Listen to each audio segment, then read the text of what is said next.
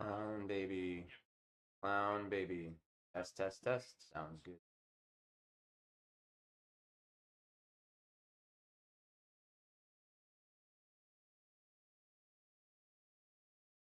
All right. Wrapping a couple things up, updating some games, and dumping my phone.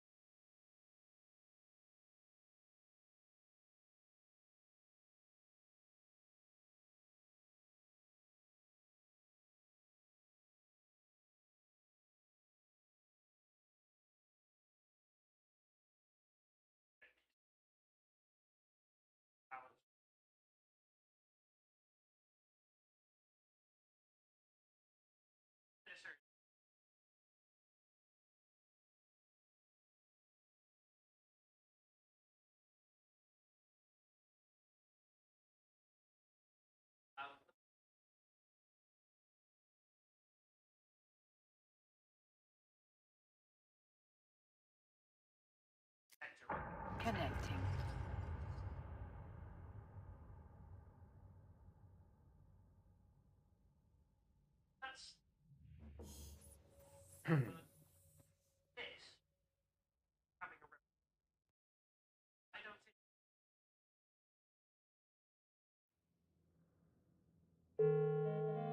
Skill training completed.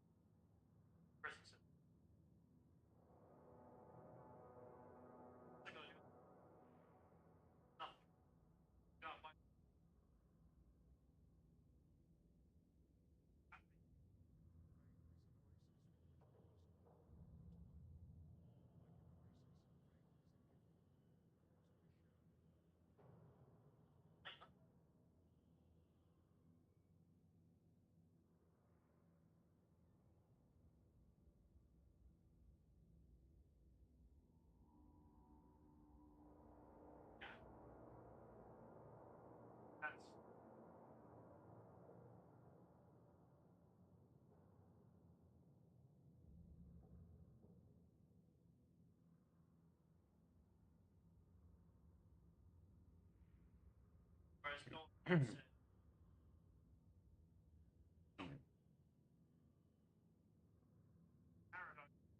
above worth. We are the chosen, blessed above. Annoy is exaltation to the faithful.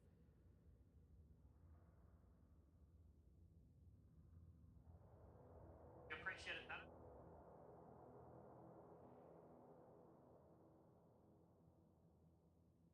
rules serf. Yet all under heaven serve the Lord. Empress catechizes the faithful to pay homage to the Lord's divine order. Be careful. Pure thought is the instigator of sin.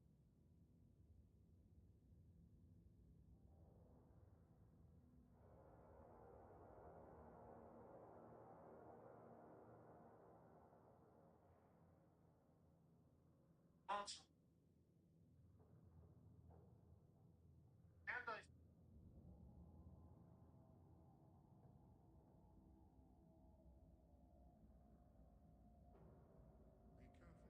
Full thought is the begetter of disorder.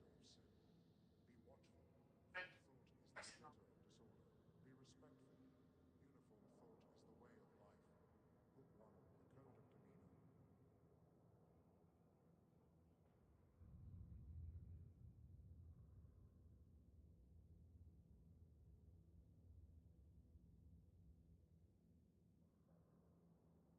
still do not believe.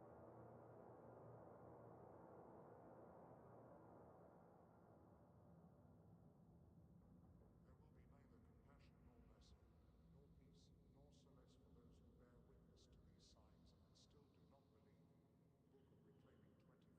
in flavor to ensure each seed will be the best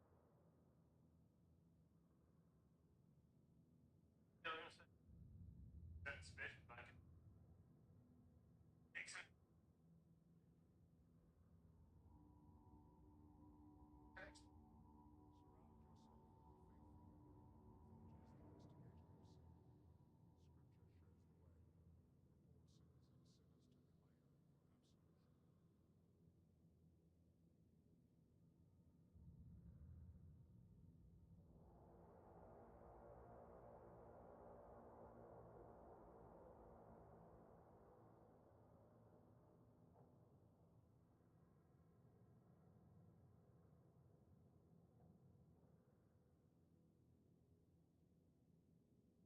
Scripture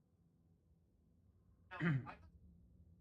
Report sins and sinners to the higher for absolution.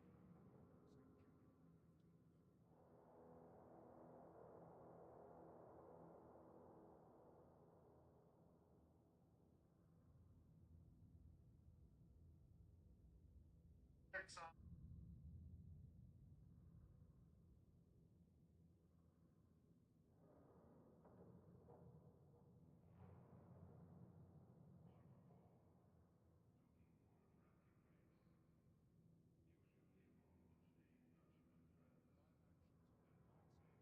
sight. Take heed to thy way. Proverbs 2:1. Absolute truth is wisdom. Empirical crusade, taste true mortality.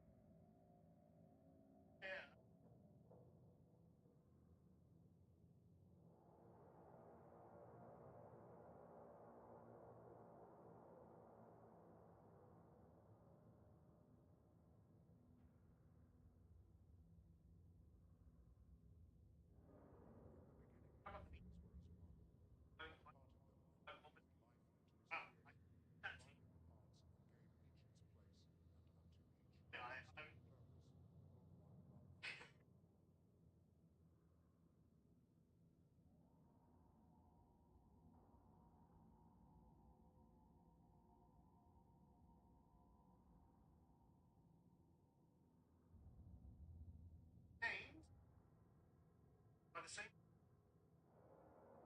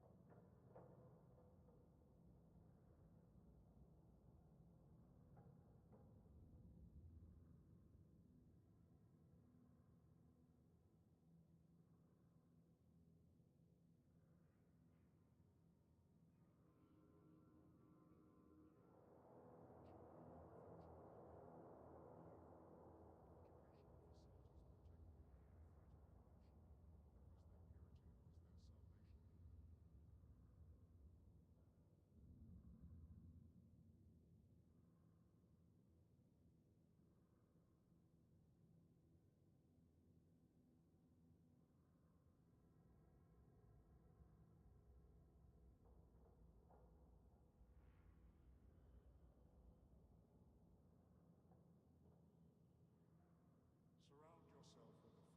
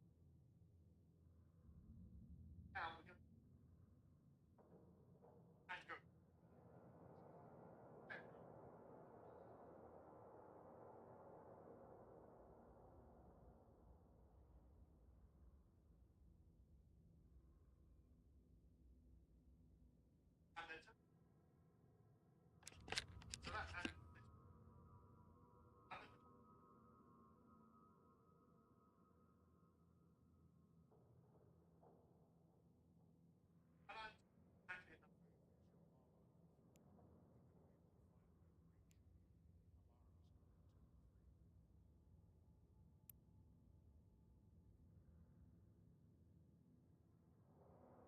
Scripture shows the way. Point sinners and sinners to Elijah for absolution. Insurance providers wish to remind claimants that only the Theology Council may declare events as acts of God. All right.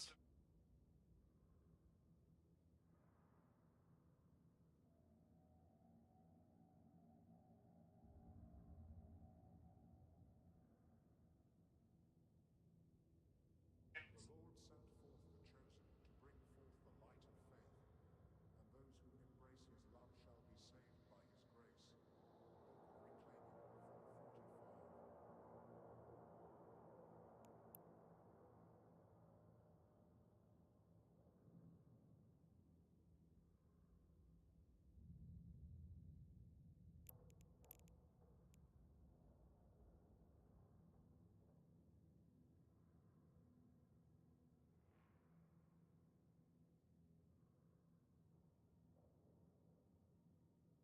Okay.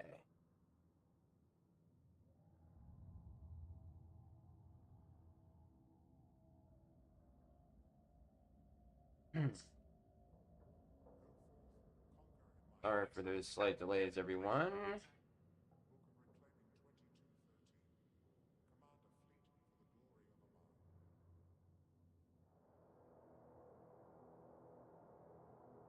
Quick check to make sure everything's coming through.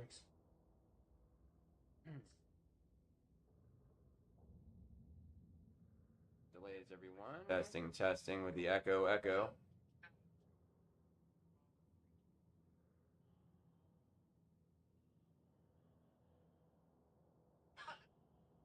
Quick check to make sure everything's coming through.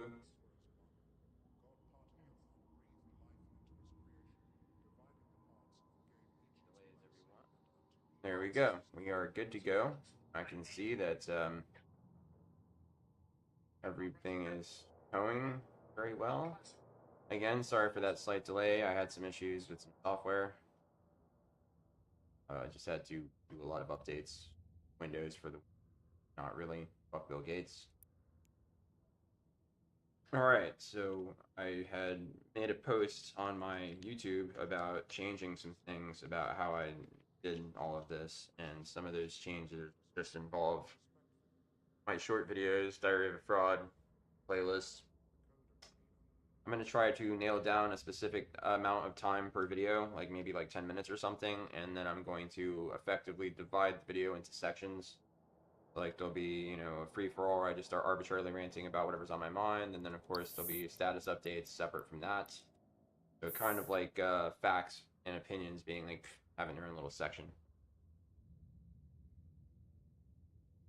Still eating my breakfast. I got way too drunk yesterday. I don't feel too bad, but I definitely got way too drunk yesterday.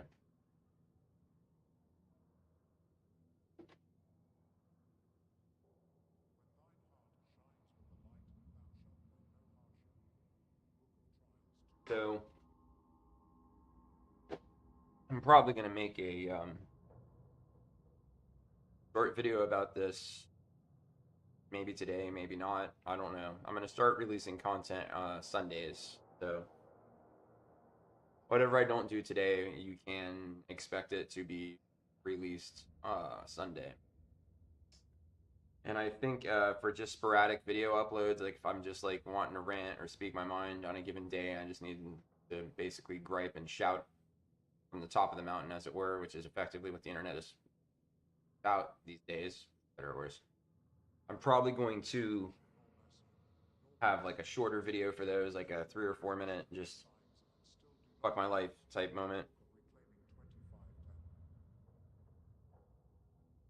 And because now my computer is getting more and more configured for content over time, a lot of those videos will be uploaded not from mobile, but from here. And then two, I can't go live mobile because YouTube has this ridiculous rule that you have to have a minimum of 50 subscribers in order to unlock live streaming with your phone, which is, I don't produce content that's very interesting, apparently. It's whatever. I'm making what I want to make. I'm not unhappy with that. I don't expect to make any money off of any of this. So again, I kind of just do what I want. So if I have to do anything live for now, it's got to be on my PC. I mean, if I do get 50 subscribers that for some reason or another want me to be able to live stream with a phone, that's cool. I would like to live stream some of the things I do on the job. I've heard people like strapping on a GoPro on their head or whatever so that you can actually watch them go through their day, and that would be really cool, but those aren't, something I can afford right now. But I do construction. I'm very blue collar. My personal expertise lies in like concrete flat work, but the guy that I'm working for is a general contractor, and I do all manner of things for him and with his crew. Like we were shingling a roof on Friday, and then the week before that we were building this vertical wall inside of a shopping mall so that they could tear down the section of the mall that's on the other side of that vertical wall, kind of like put a plug on it, so to speak. So it's pretty cool. And we do a lot of stuff, and some of it I'm not particularly familiar with, which is interesting. gives me new experiences, and every day is a little different, so it doesn't get boring. And I would like to share some of what I do with the world. It'd be cool. Now, I did take some short videos Friday. What we're going to try to do today is, in addition to playing some video games, which is something I'm very much looking forward to because yesterday was all about my girlfriend because it's her birthday weekend. Totally awesome. A good time. Had a really good time, actually. I mean, too good of a time. I drank way too much. Instead, not a good time. Sorted by date. Huh, yeah. I got to. Let's turn off E. Let's turn on. There we go. Now you can see what I'm seeing.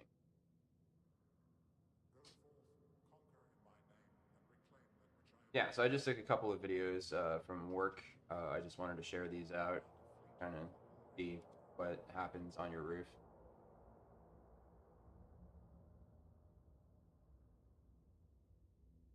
No idea if you can hear this one on. There's not much to hear, by the way. Oh yes, I can turn on desktop audio. There we go. That's the other guys on my crew. They're pretty cool guys. Trying not to like give them direct faces because they didn't consent to being on a video directly as themselves. And I will definitely state for the record that anybody I talk to or interact with in life or in any of my streams do not share my opinions. They're their own persons and don't necessarily approve of mine. Oh, sleeping. Yeah, it's just cool stuff going on up there on the roof. And honestly, I've helped out with roofing before, but I've never done it myself. So, and yes, Friday was a rainy day too, so you can see that the felt is really wet.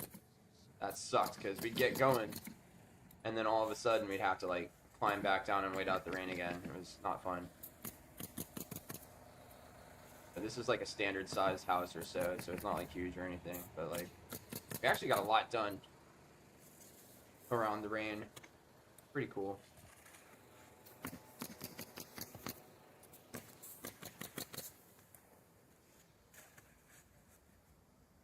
That's pretty Roofing cool. in the rain.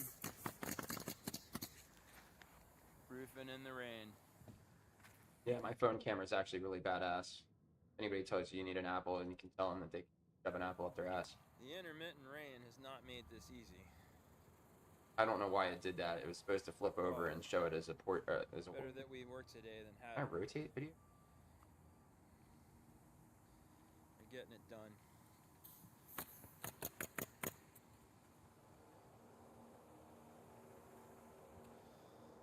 Yeah, I don't know how to rotate video on VLC. I'm pretty sure. Using up quite a few shingles, as you do. And then as the day progressed, you can see we got a lot done. Now, bear in mind, this whole roof would have been finished within an 8-hour workday had it not been for the rain. So the only reason why it was taking so darn long to do so little is because we kept getting rained on. But most of this roof got done, actually. Like, this is towards the end. That boot right there goes over that power pole. Showed me how to do that. And did I actually nail with a nail gun Friday? No, I did not. I did help cut in some stuff. He showed me how to do one of those, and I helped him cut in the other one a little bit. And I was running the roofing tar or roofing cement, whatever you call it. And that was basically just walking up to the guys and jamming a coil of nails into their pouch.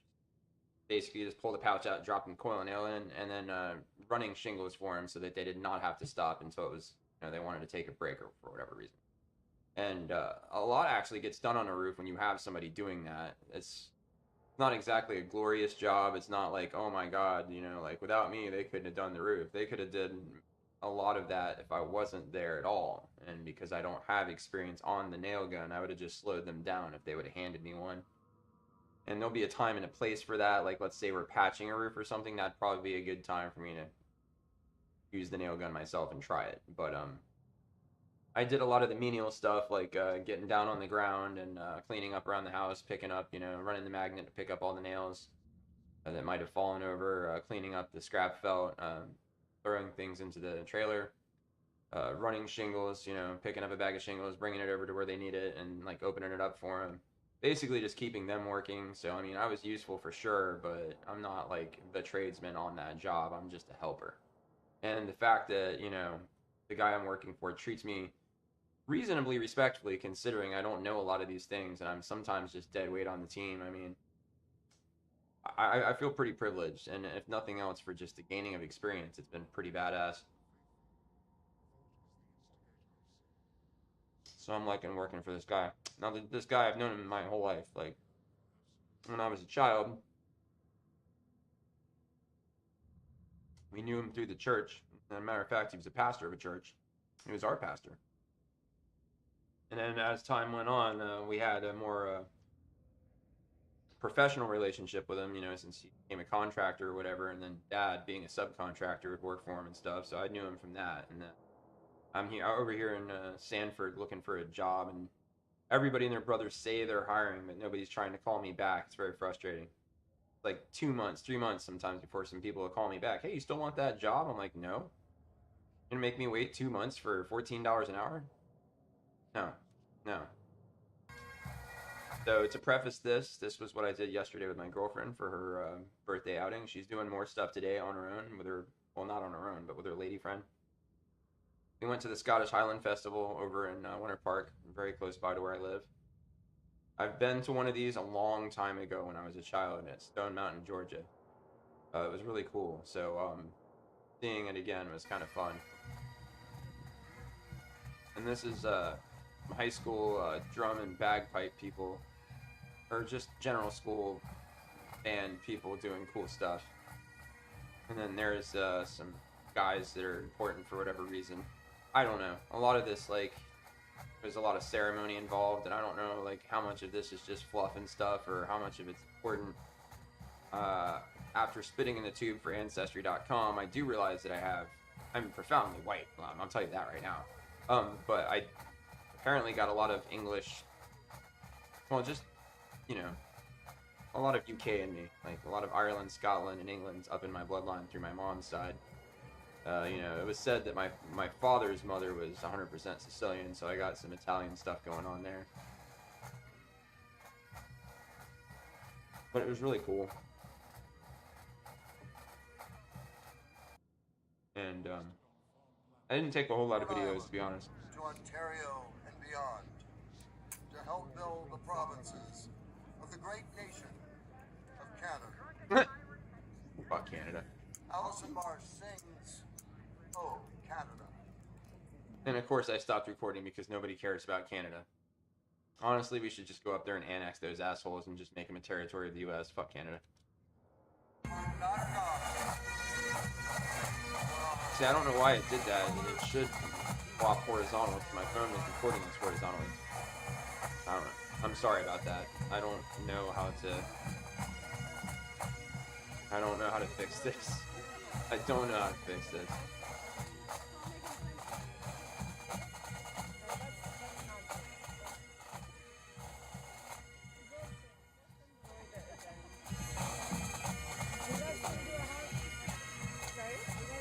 I don't know how to do this.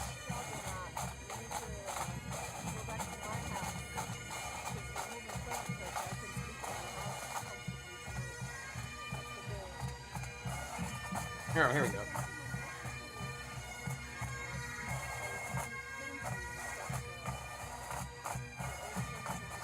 Well, that's not very good, is it?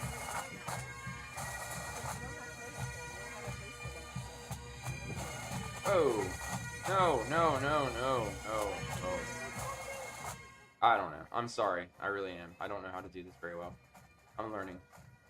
I will do better bringing phone video to the stream in the future, but at least you got to enjoy some of what I got to enjoy, so it was a really good time. And funny enough, as we drank and wandered around looking at a bunch of stuff that was overpriced,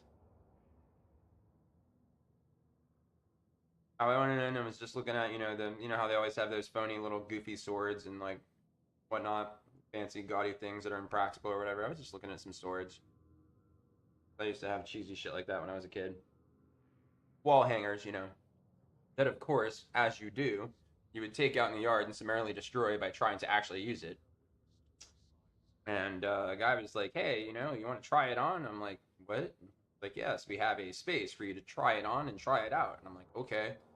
So he took me out back behind the tent. There was just this open space, and he like gave me the sword, and he's like, "Try it." And I'm like, "Okay."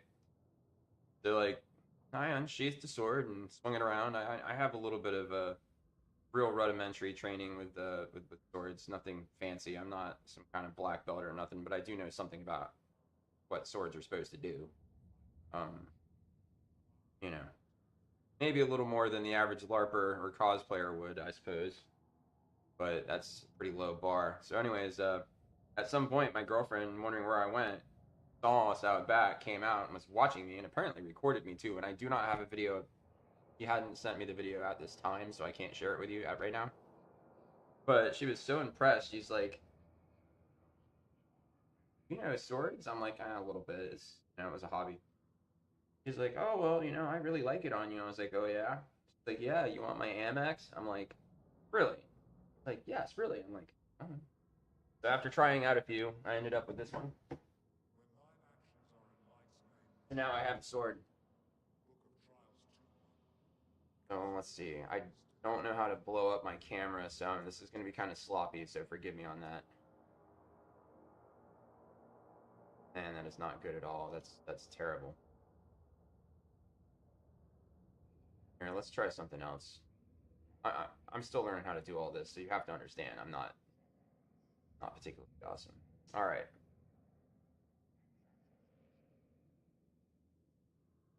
Video capture device. Add existing split cam, make source visible. All right.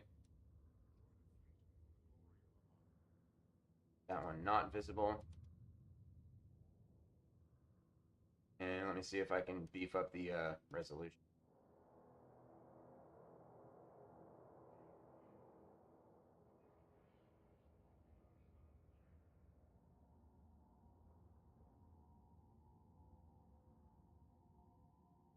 Why is it so? Oh, because I don't have. Oh, that's what it is. I don't have autofocus on, guys. Derp. All right, so we will go to. Oh, it is on.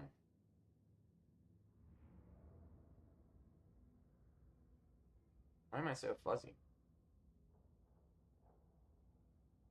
Terrible. Terrible. Guys, this is good.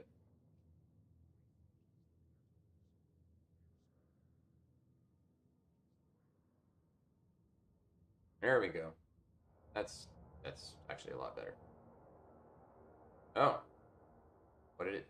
Oh, okay. Um.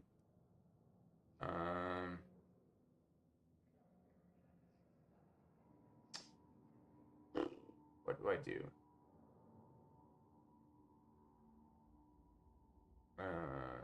Blending mode, scale filtering, transform.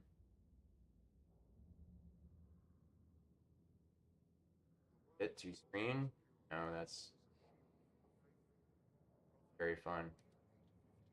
I don't know what I'm doing.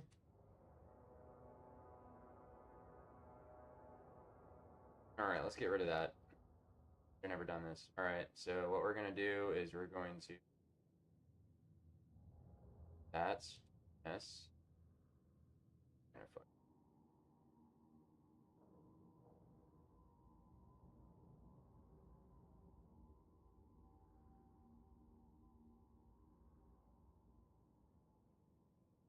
Hold on, bear with me.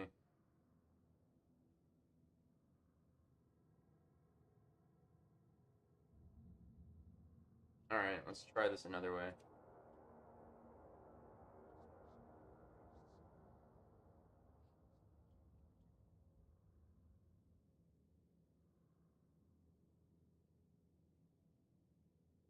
I'm sorry I suck so bad at this, but I've had no training on how to work with camming or any of it, and honestly, it's not second nature at all. So that's my bad. I'll study and learn more about how all this works, I have to cut.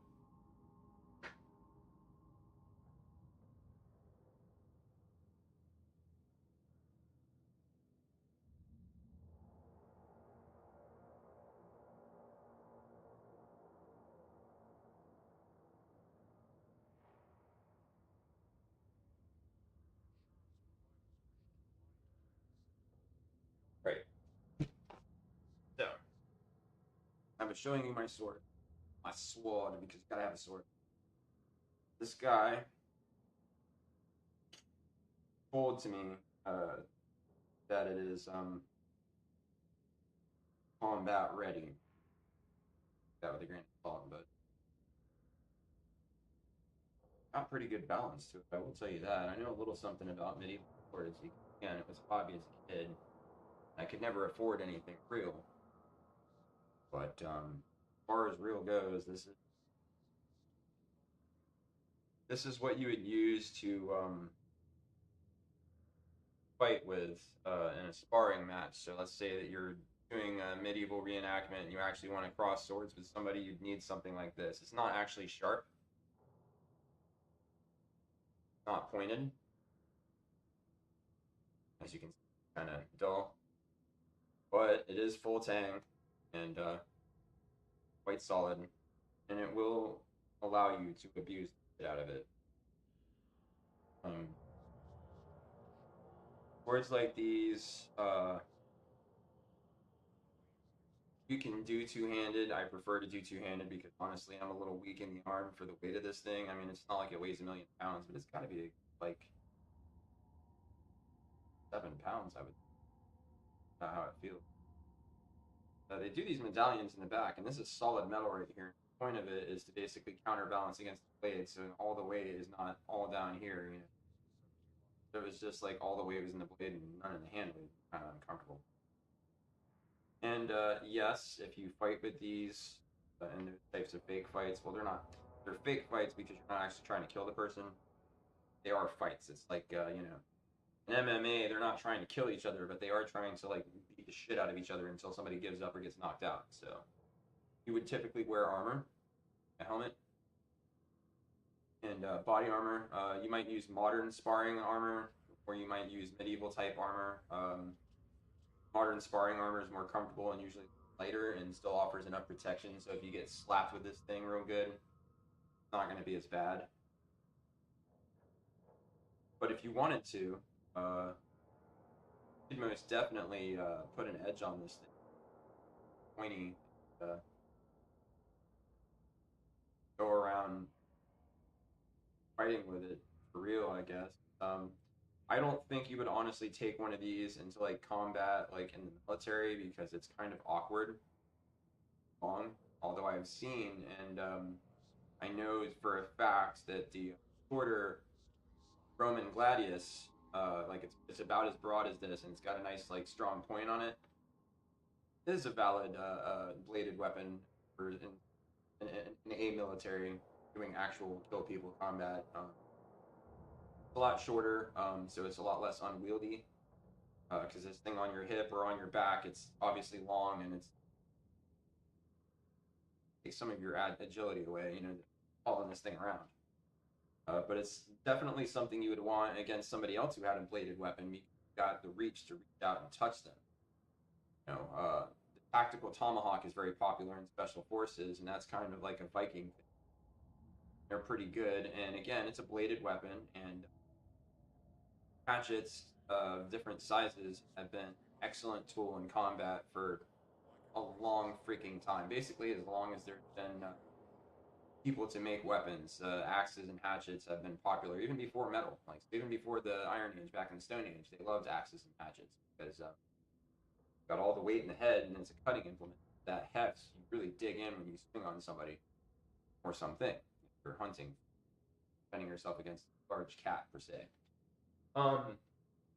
Nonetheless, it's cool to have a sword. I haven't had one in many, many, many years, and this sword, a nice sword. I mean, it's the best, absolutely not. But if you were to go to like the Society of Creative Anachronism, I think the SCA, They're basically like something between like those nerds who LARP, live action role play, and between like Civil War reenactment where they actually like use blanks and whatnot. They're not like actually shooting at each other. Well, somewhere in between those is the SCA, and basically they have these fake medieval kingdoms, and then they fight for real, like a large party sparring, and there's referees all throughout the field, and basically I pull out my sword, and like if I get you in a spot, then you're out. I mean there is some contact. Now you're not going to use this in those engagements, but if you choose to, referees and waivers signed can most definitely call someone out for a mutually agreed upon duel and fight for points with one of these. We'll get bruises. We'll do get injured. Occasionally, bones get broken. People don't usually bleed out or anything like that because again, the edge is not sharp and you're supposed to be wearing armor. But it absolutely hurts to get hit with one. I'm double two-handed and you'll feel it. You'll feel it. Knights in medieval times would get arrows shot at them that wouldn't penetrate. They'd get hit with axes and swords and clubs and maces. And they felt it all. Like, yeah, they're able to keep fighting because nothing has like injured their insides. But dude, those guys got banged up, but good.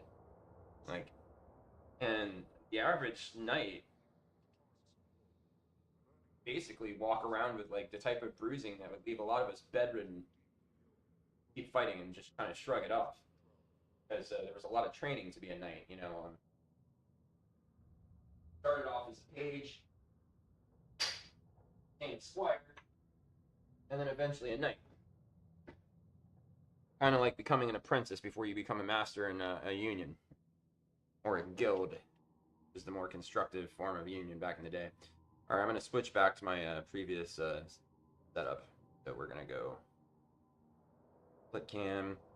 I got to fix that now. Damn it. Okay, let's go with 1280-720.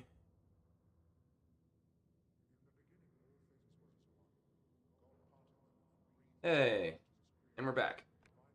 I'll get better. I'll get better. I promise. I will get better. I'll do better. I'll be better.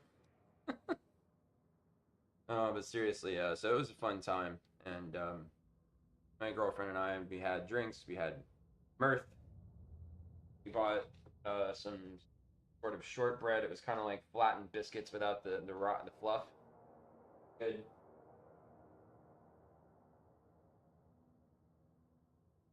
Faith is your armor, and through it, the enemy will find no breach. Amaris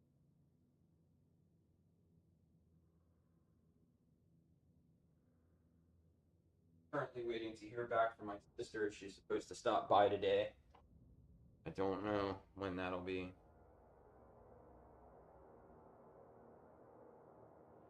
Don't know when that'll be. But we'll hear from her when we hear from her. And yeah. I'm glad for any of you who choose to join me today for a little while and spend a little bit of your time with me. I'm glad to have you. I'm going to be doing this type of thing in the future for all my streams. It's going to be more general. It's not just going to be focused around video games as much. So, you can expect me to talk about my week a little bit more. And I'll try to get, pictures and videos and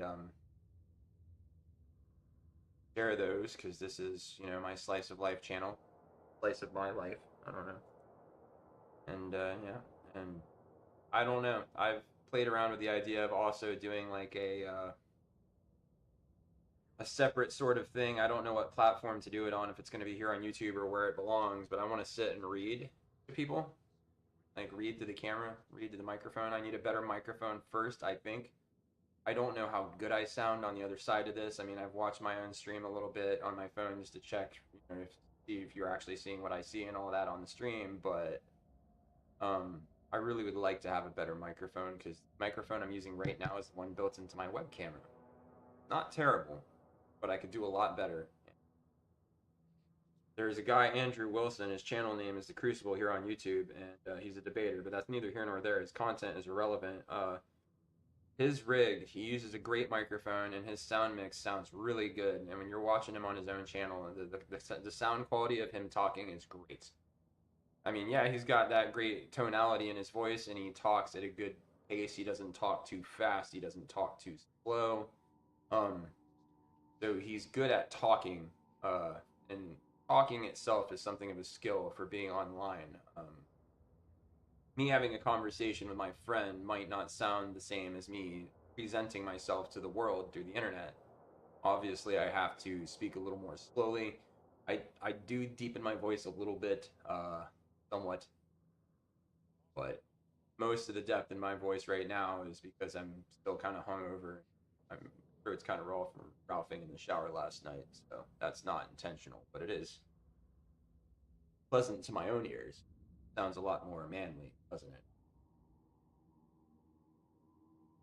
Or maybe I just sound hungover. I don't know. But yeah, I'm thinking about buying a new game soon. Um, to play, in the kind of let's play flavor like I do with Oblivion. But there were some shooters. I haven't done a lot of shooters. I don't care for them as much because I'm not very good at them. I'm not gonna lie to you. Player versus player is not something I generally ascribe to because I suck. I'm gangly. I'm uncoordinated. With these types of activities online, and a lot of times in player versus player situations, I'll freeze up or make mistakes or get frustrated. And two, like if you watched a lot of game streams, some of these people are real assholes.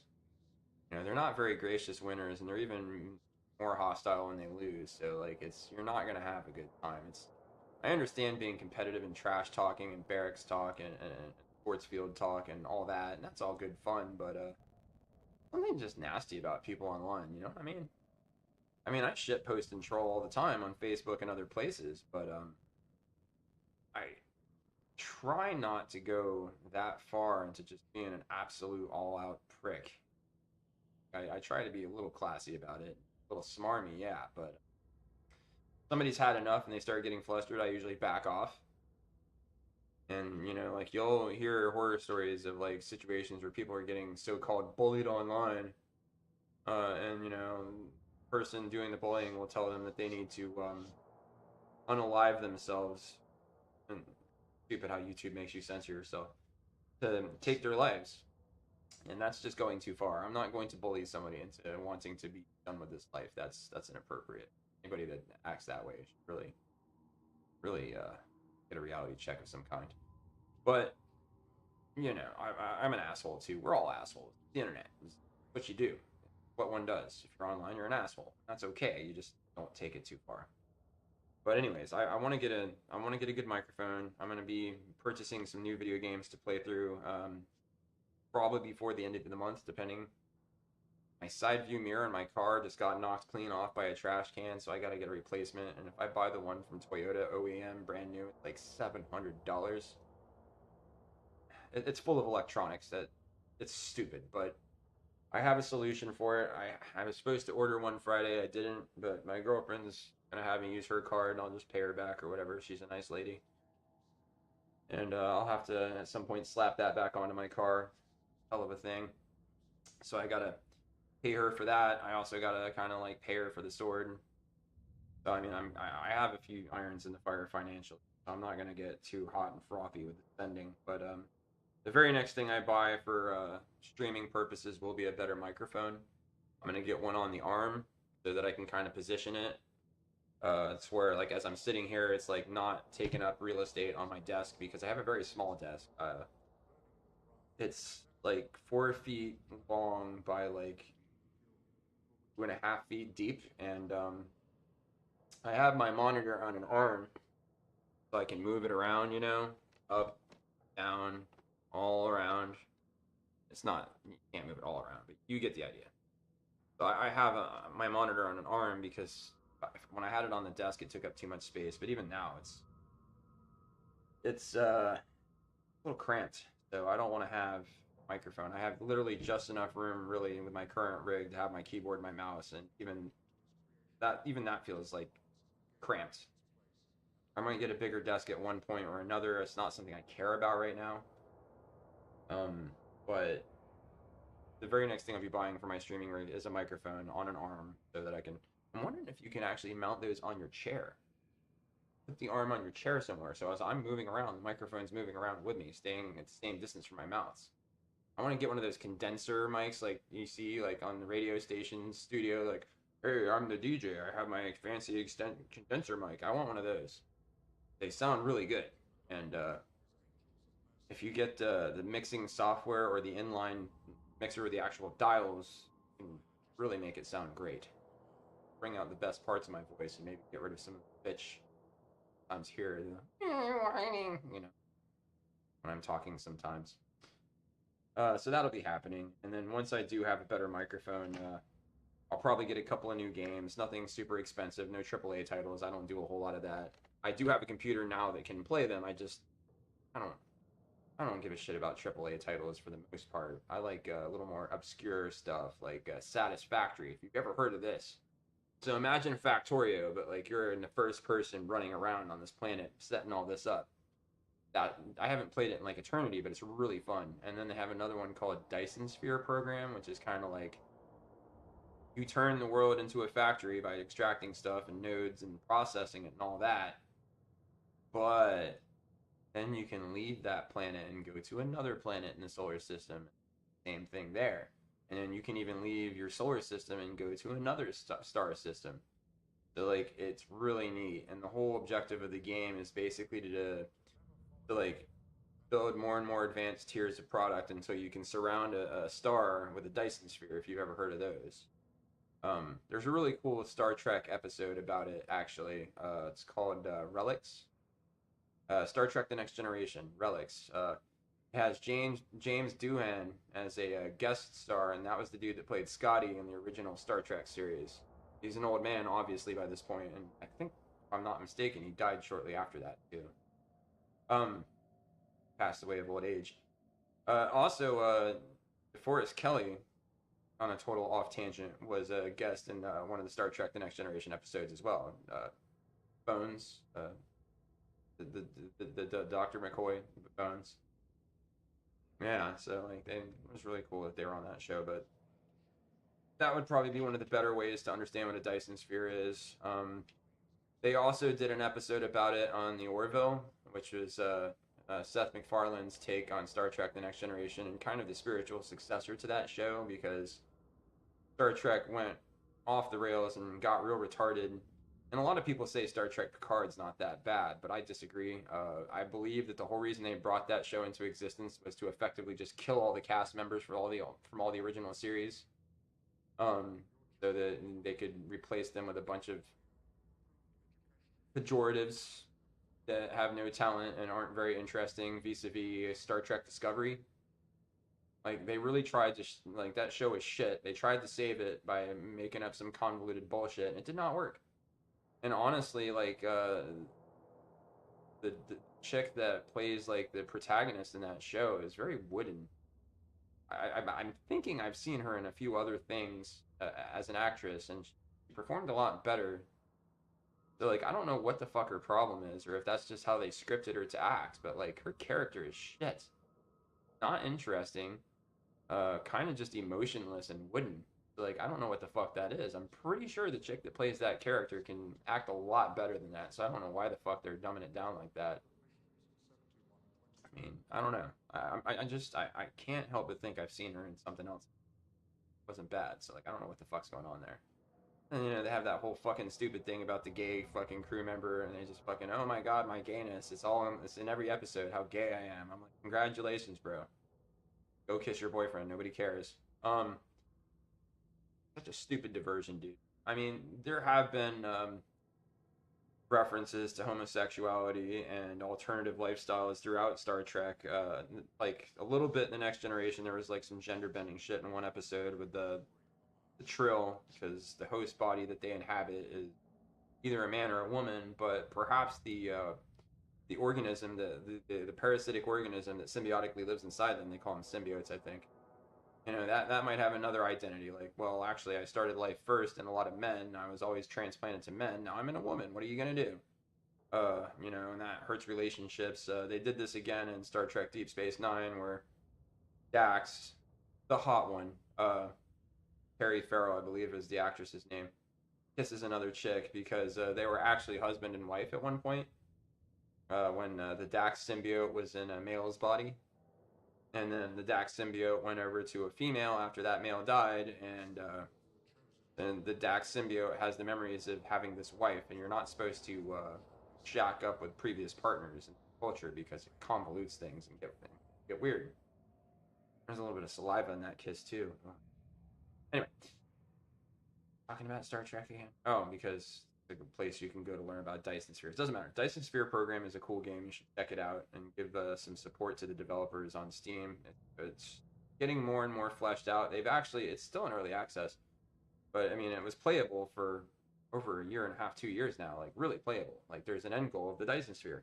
But now they've introduced like an enemy, so that sometimes you'll start on a planet and an enemy will already be there if you have the settings set that way, because you can actually adjust like how often the enemy appears, like how close they are, or they start, like compared to where you start, how intense their attacks are, how difficult they are to fight.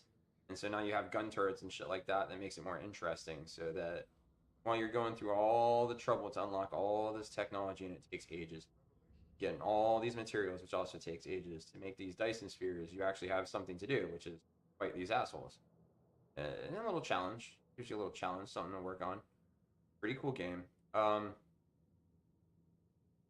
was looking, see, they got these sales going on, and a lot of this shit, like, I don't even know what the finals is. Everybody's talking about it. I really don't care. I don't know what this is. What is this? Shooter of some kind. It's very vague. RuneScape, that's old as shit. A lot of people talk about it. I've never played it, funny enough. I don't know what the hell this is. I know of this, but, you know, it's whatever. Generally, the games I look to buying are, you know, overwhelmingly positive, right? I used to play Grand Theft Auto 5 on PlayStation 4. I actually own it on there still, but I got really pissed about Grand Theft Online because there were incidents where game-breaking glitches happened, and then the dev team told me to go fuck myself, so I was like, great. I had a great time with Horizon Zero Dawn on my PlayStation 4. I haven't played the Frozen Wilds expansion yet, but I do have it, and I might spend the money on a streaming card so that I can stream console gaming as well. I might do that. I don't know, but I need a better microphone first. This looks cool, but again, it's a shooter, and I don't know if I can keep up with these fast-paced shooter games. Like I tried Doom, the fast one, whatever one that was, and I didn't have a great time. It was too much. Like I just frantic. I literally play video games to calm the hell down, so I don't want too much stress in my gaming session. Kind of counterintuitive. It's not a competition. Relaxing hobby. Positive hit. Could be a fun game.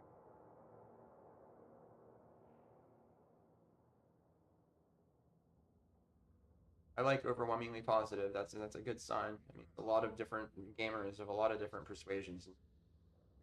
Usually, when you see very positive or mostly positive, probably not that bad of a game. Not everybody liked it, but for me, I'm very particular in my taste. I don't know if I will like this.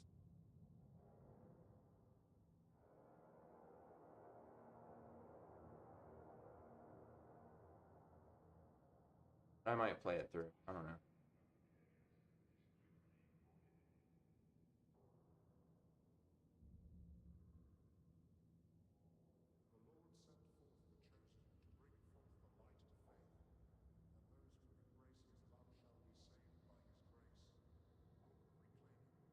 I've played Journey. I have that on PlayStation.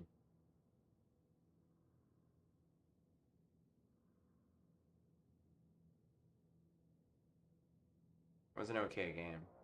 Kind of stupid though at the end because effectively it was just a story of like oh, can't we all just get along? It really is that base.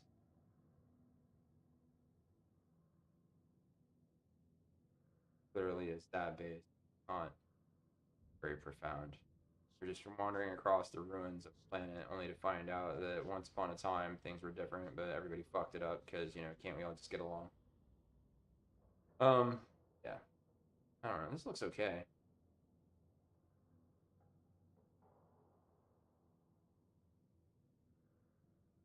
Probably not gonna play it though. I'm not gonna lie to you. Like, I don't know. If I get to the point where I'm set up to take donations, and super chats or something like that, and I'm able to get some money out of streaming, I might, once that's set up, I don't expect anybody to pay anything, but if you guys were to throw me some cash and be like, hey, play this game, cash to play the game, I guess I could do that. Um, no problem. Your money, you go to what you want. Um, or if you want to gift me things on Steam, I may be putting up my Steam gamer tag at some point on a website or some kind of like landing page. I need a landing page. I need a place to kind of just direct everybody to all my content wherever I make it. Not that I make all kinds of content right now, but I might make more in the future. So like I need a landing page. My YouTube channel on there.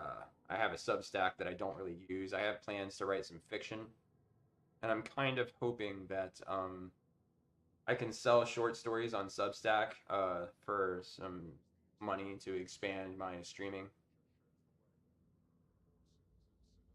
Because obviously, if I'm getting a little bit of a passive income or a little partial supplementation to my income through my online content, it will buy me the time I need to make more of it. And also the materials, like the streaming thing for plugging a console into my computer to like live stream that, for example, is cost money. Microphone costs money. That's coming out of my pocket. It's all coming out of my pocket. So like that's important. But then too, life costs money. Like I have to go buy another side view mirror for my car. I gotta, buy a bumper cover for my car and keep that going. I gotta pay continuously for car insurance and all that too. And car payments. I'm not gonna pay that off. I think until January of 26. I got a ways to go, a little ways more to make payments on that car before I own it entirely. So all these things cost money. And I have a day job, which is why I don't stream so much. That's why I'm not, that's not, you won't see me a whole lot during the weekdays because I get up and leave to go to work when it's dark, and I don't get home until after it's dark. So, like, it is what it is. I would like to make more content. I really would. And if I was making enough content income, or income from the content rather, I would probably spend more time making content to develop that further. Like I want to make some T-shirts, sell some T-shirts, you know, write some stories, sell some stories, whether it's short fiction or serialized or novels or I don't know installations in a story like almost like a chapter based thing. I'm just looking at the best way to charge people money in such a fashion that they get enough out of it to make it worth the money that they gave. If I'm not doing anything that's worth anything, why would anybody give me anything for it? You see? So I'm trying my best for a couple of different pathways through which I can provide things that people actually appreciate and enjoy and maybe to some extent benefit from. Now, this YouTube channel as it is isn't really offering a whole lot, so I'm not probably going to set up donations here. What I probably will do is have some kind of virtual tip jar. I don't know how that'll be. I don't know if I'm supposed to use something like Cash App or Venmo, or if I'm supposed to. I'm not going to use Patreon, but there's Subscribestar.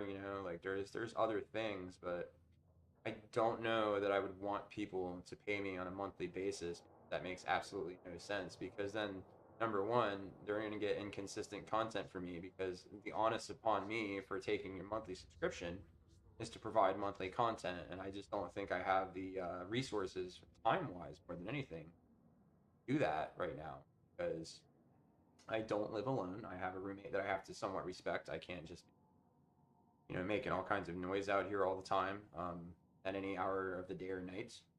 And when he's home or my girlfriend's home or both of them are home, I have to be respectful enough not to just be lumping them into my stream by putting them in the frame without their permission. So there's that, a real space I'm set up in the living room. And then two, I have a life. I have a job. I have errands to run on the weekends. Even like I'm probably gonna have to go this evening and go pick some things up for work next week. I got to deposit some money to make a car payment tonight, and then of course I got to spend time with my girlfriend because otherwise we're not really a boyfriend and girlfriend. So I got to spend time with her.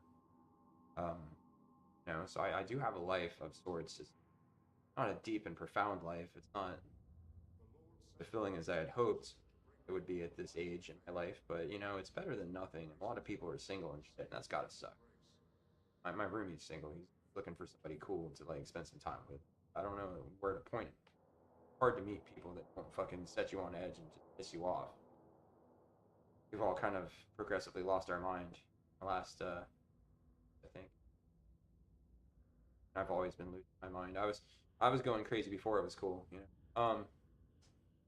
So yeah, I would like to produce some content. I don't want to sell a monthly subscription for my stuff to anybody, but what I would like to do is sell my stories, maybe by the chapter, maybe by the short story. Nothing too expensive. Sell T-shirts. Make small revenue off of those through a slight markup. Not, I don't want to be too greedy. And just do some current, current event type designs. Nothing fancy, really. Just words on a shirt. Um, I had a couple of ideas for shirts that if I would have made them last week when I first heard about this thing in the news, I probably would have sold hundreds of them. But there's these little moments. There's these little moments that go by, and if you can encapsulate them on a shirt, I think there's a little bit of money to be made there. And I like shirts better than I like things like bumper stickers because then it's not permanent. You stop wearing the shirt if it's no longer relevant or what have you, or you can take it with you when your car is parked. You can wear your shirt, show more people, because wherever you are is where that message is. People will laugh. Really just funny shit that I suck at Photoshop. I would like to learn how to use Photoshop.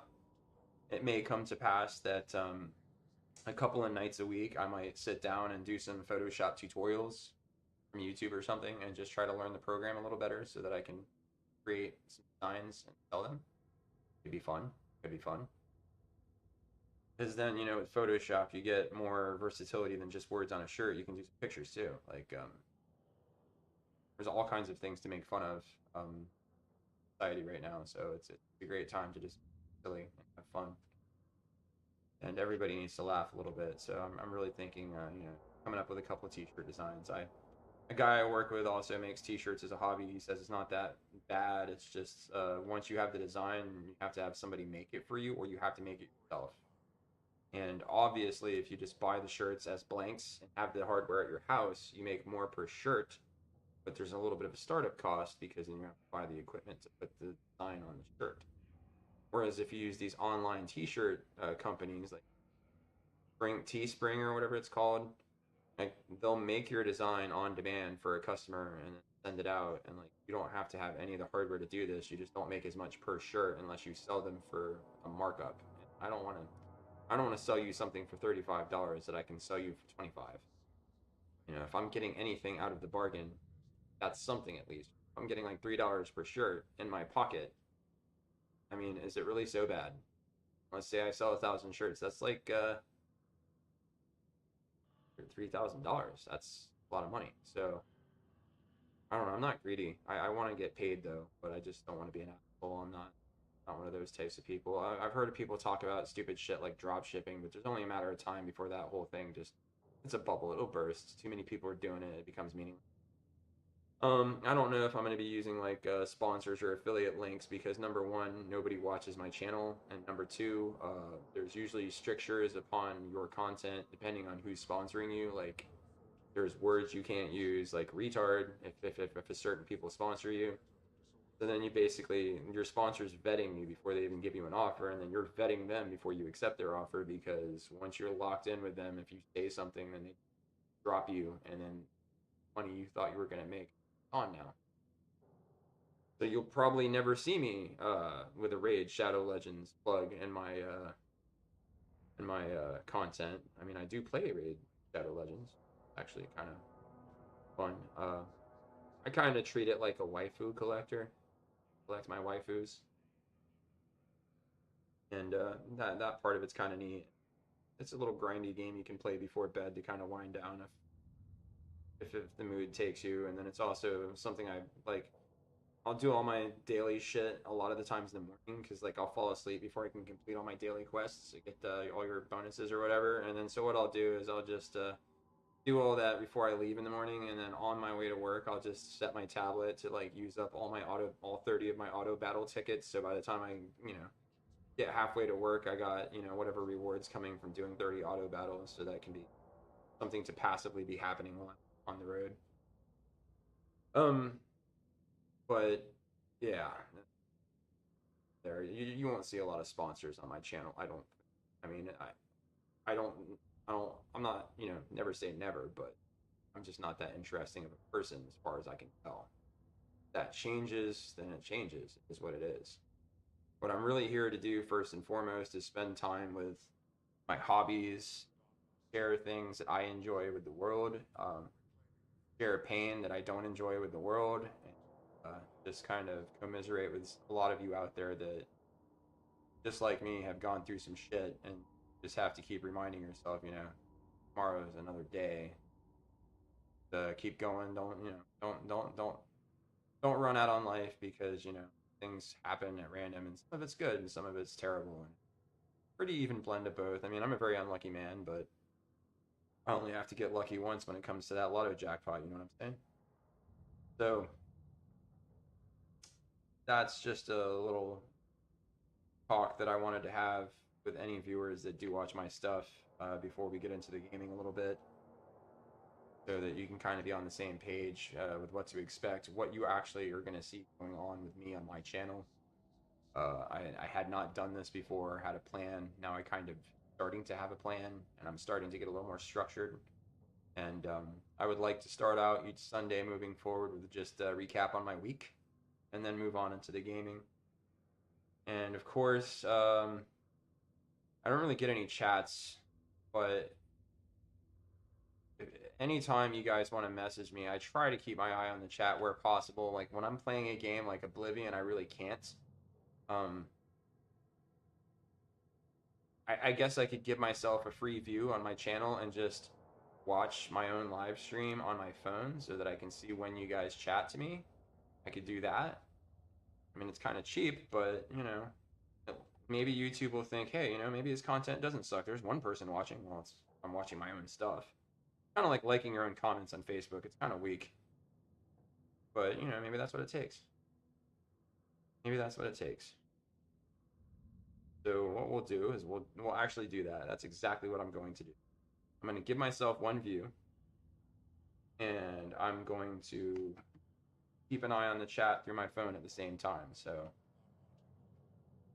giving myself a free view on my content. So yeah, I guess you can message me anytime, and I'll see it and be able to respond.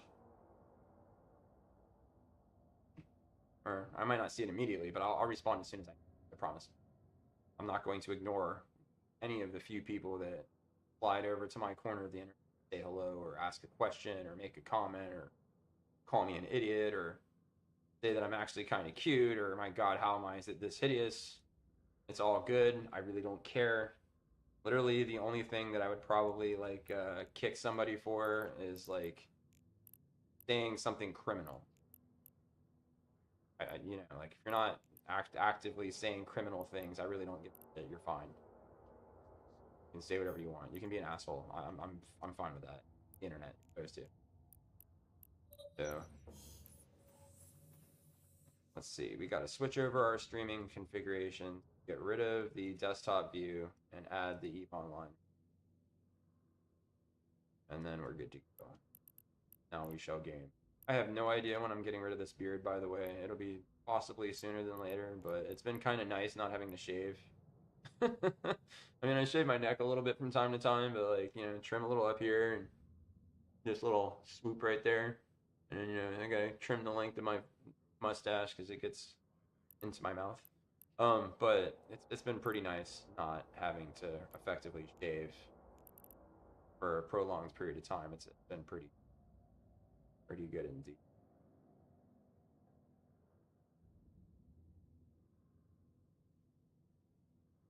We're gonna use this booster because it's about to expire. I don't really use these for anything. Kind of worth. A lot of them are anyway. So over the weekend, like on Friday, I bought the Platinum bundle for Eve Online, which gave me a 90 days of game time as a subscription. You can play the game without subscribing. They just lock a lot of the features behind a paywall. And then it also gave me like 1,500 plex, 1,500 plex, which is a pretty good deal because they're worth about close to 5 million a piece on the market if you sell them, or you can use 500 to buy another 30 days of game time. So now I effectively have 2,000 plex. Hooray! Um, so I won't have to subscribe to the game for a while. And then most important of all, it came with some skill points. Skill points are used for training skills here, as you're seeing on your screen. What we have been doing over the weekend is training up to use the orca that has been gathering dust on my secondary character on my alternate account. So we should now be able to use all of the modules on here, I think. Let's see. Oh my god, leadership level 5. And where is that now? Oh my god. So Monday, Tuesday. So Wednesday afternoon, Wednesday evening, I'll be able to turn on my my boosts. These foreman bursts are very important. They increase like how much they give bonuses to the people in your fleet that are mining asteroids because that's what this ship is for mining asteroids. It can mine asteroids itself, but it's kind of pointless to use it for that. You cannot equip I don't think you can equip mining lasers on this, but I can find out. We can try it. Let's see. I'm kind of curious. I honestly never even looked into it to see. So these are questions I should probably know the answer to, considering I've been playing this game as long as I have. But this is a very expensive ship, and it's very specific use. So it's not something that I've always had access to. I was only able to fly one of these for the first time, like about late last year or early this year, one or the other. No, it's not. We're in 2024, so either early in 2023 or late 2022 when I first got access to the ship. So I I keep getting jammed up, not realizing that it's another year. Yeah, so it takes turret slots. It won't take a mining laser. It won't do it. So the only way you can mine with this thing is using mining drones, and they do not mine a whole lot. I mean, they mine more than 0. So I can get about 555 cubic meters per minute of mining, and then they have to fly back to your ship and drop it off. So in about a minute and 15 seconds, I'll get about half a thousand cubic meters. It isn't a lot. It's not a lot, but can mine with this. Just that it's a support ship. It's meant to support a fleet of miners. This thing sets it into a mode where basically it becomes a lot sturdier. I think. What does it all do? Hold on.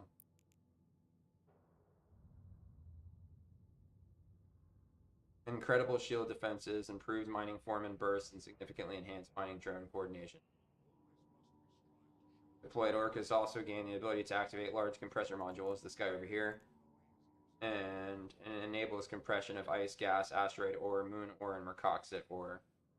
And basically, when you compress an ore, it essentially makes that ore like 1/10 or 1/100th of its original size. I forget which. So you can haul a fuckload of ore with this thing because of that module to compress it.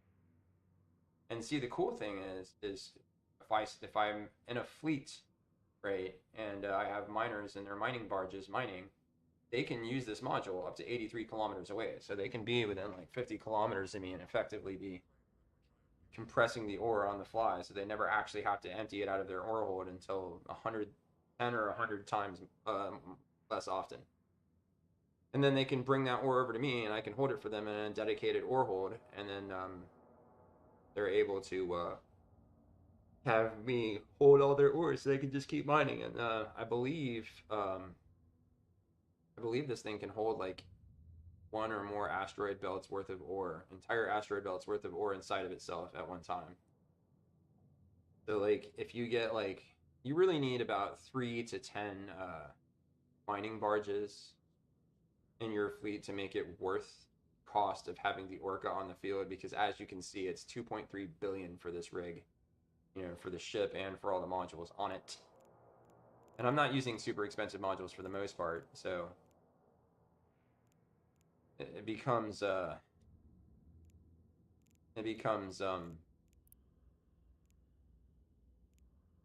of pointless if you only have a couple of guys out there.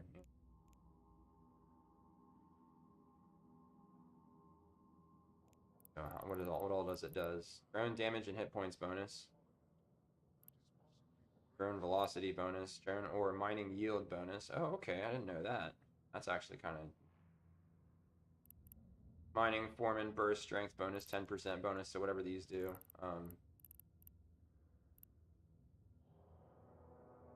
If you use a shield booster, it cycles way quicker.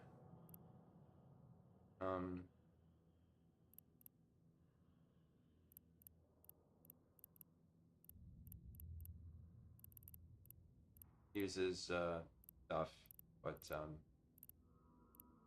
yeah,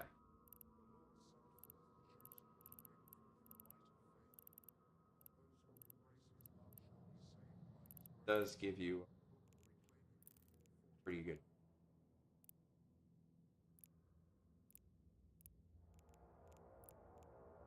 You will note, however, it doesn't really. It is what it is. I need to actually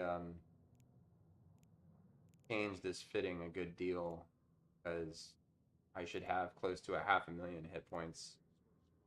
This is properly equipped. Very important that it is, because it takes a long time to align. So like for this thing to do a 180, it would probably take like 20 minutes. 240 is 4 minutes. That's like almost like 5 minutes to do a 180.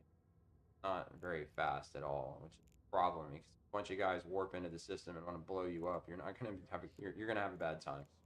You're gonna have a bad time. So 140 per. That's about 700 cubic meters per drone site. That's not bad. Really not bad. And I mean, it's doing close to 390 damage per second with small drones. I mean, honestly, you probably could use medium drones. Not a drone boat per se, but. And another cool thing about this is it's got the drone bay, as you saw. It's got the ship maintenance bay, which can fit entirely fully fitted ships as long as they don't have anything in them. Nothing in their inventory. Like, they can be equipped, like with modules, they just can't have anything in their cargo holds. This guy right here, basically, I think this is my, yeah, this is my, it's got a massive ore hold. And then so what you do is you put this into space, and you have a player switch out their mining boat for this, and then have them run the ore to the space station and come back whenever you get full. So effectively, you don't actually have to leave to go carry your ore off. You can just stay on site and keep boosting people's mining with the bonuses that are conferred by these modules. And then you can fit quite a few ships in there. Actually, it's I think it holds like 400,000 cubic meters, which is like one battle cruiser or several. Like, I think you can fit like 2 or 3 barges in there if that's all you have is just mining barges. The fleet hangar is a place where you can put things for the fleet to have access to, because they can't access every single, like, they can't access the drone bay. They can access the maintenance bay if you allow them to. They can't access the fuel bay. They can access the mining hold. No, they cannot. They can't access the mining hold. So what you do is you have them drop their ore into the fleet hangar, and then I transfer it over to the mining hold until the mining hold is full, at which time I pull out, or I have a hauler come up and grab it, or I send somebody to a station in my hauler. And then that's basically, it's purpose built effectively for just mining. You can use it for other things, but it's a mining capital ship. It's one of the only capital sized ships that are allowed in high security space. Because strictly speaking, it's not technically considered a capital. I don't know why that is. I don't make the rules. I just write them down and tell people what they are. I don't though. So, anyways, that's cool. I wanted to show that off. Like, I can fly it perfectly with my second character. I just do not want to pay the money to subscribe and have them active. And if they're not subscribed, they can't fly that ship. You know what it is. Now we're gonna hop into the old workhorse. We're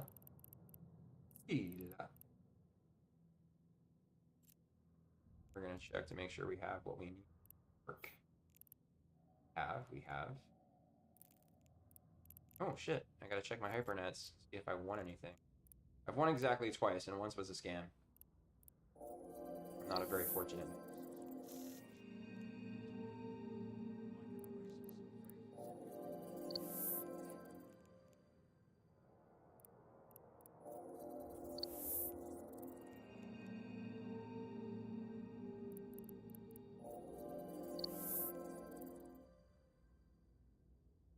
You only have to win once in some cases to make some serious money. Although I've spent like hundreds of millions a month on this, not won a whole lot for my trouble. I mean, look at all the tickets I bought, and I still didn't win 10 hypernodes, right? Although here's what they'll do: they'll create the hypernode sale, and then they'll turn around and like buy half of the nodes, so they basically win it back after taking your money. But you don't get your. I don't know. Somebody explained that it's profitable, but I'm not sure that it is. But a lot of people that do the hypernet shit do that.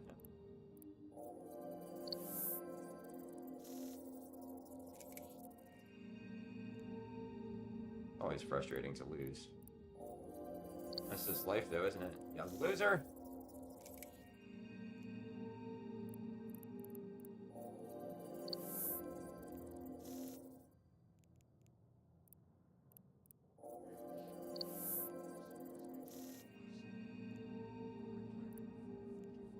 You'll know that I've played 114 of these and won exactly 2.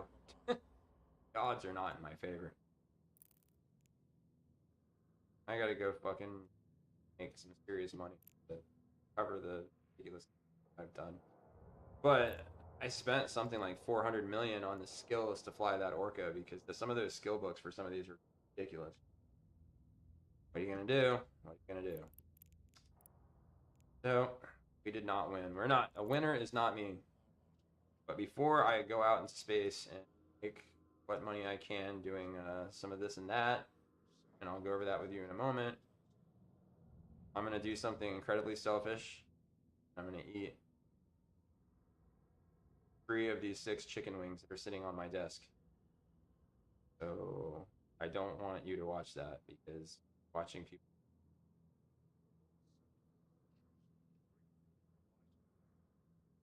So yeah, bear with me a second.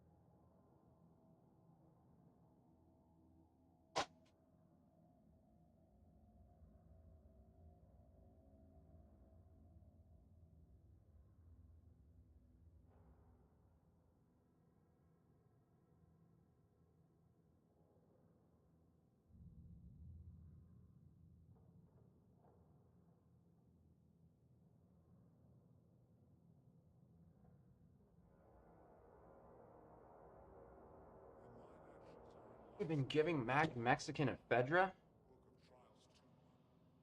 Giving a man drugs to cure his illness? What does that sound like? Oh man, I love It's Always Sunny in Philadelphia. I'm not sure about the legality of these so-called reaction bits that people do, where they basically play entire episodes of something.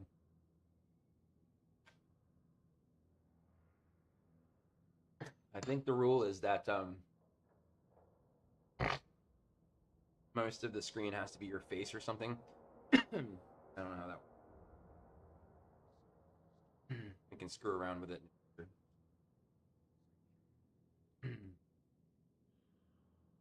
Yeah, I don't know how to. I don't know how to do stuff.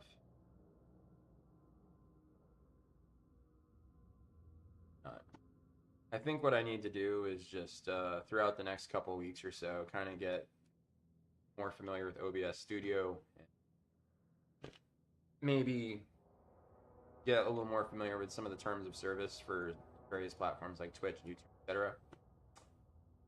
And then what I can do is just if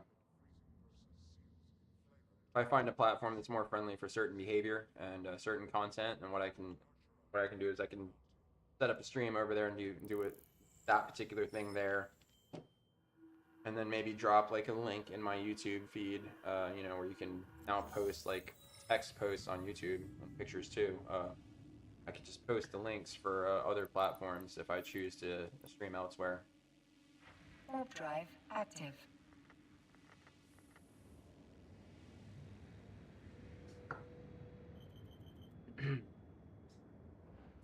And this becomes exceedingly important because even some of the most irreverent shows, such as It's Always Sunny in Philadelphia, have been forced to delete certain episodes that you'll never see again on TV. And I have them. I mean, the modern iteration of the show is not as good as it used to be. I'm going to tell you that for a fact. The newer seasons are not as good. But nothing stays good forever. I mean, look at how gay The Simpsons became. I mean, it was okay at one point, but then it just got really, really gay. Like, really gay. Just Smithers anymore. And a Family Guy and American Dad, again. I never really was super fond of American Dad, but like Steve and Roger kind of kill that show for me because they're just so insufferable. It's not even funny.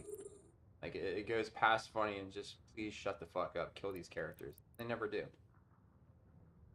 And then with Family Guy, they managed to kill Brian, and then they brought him back.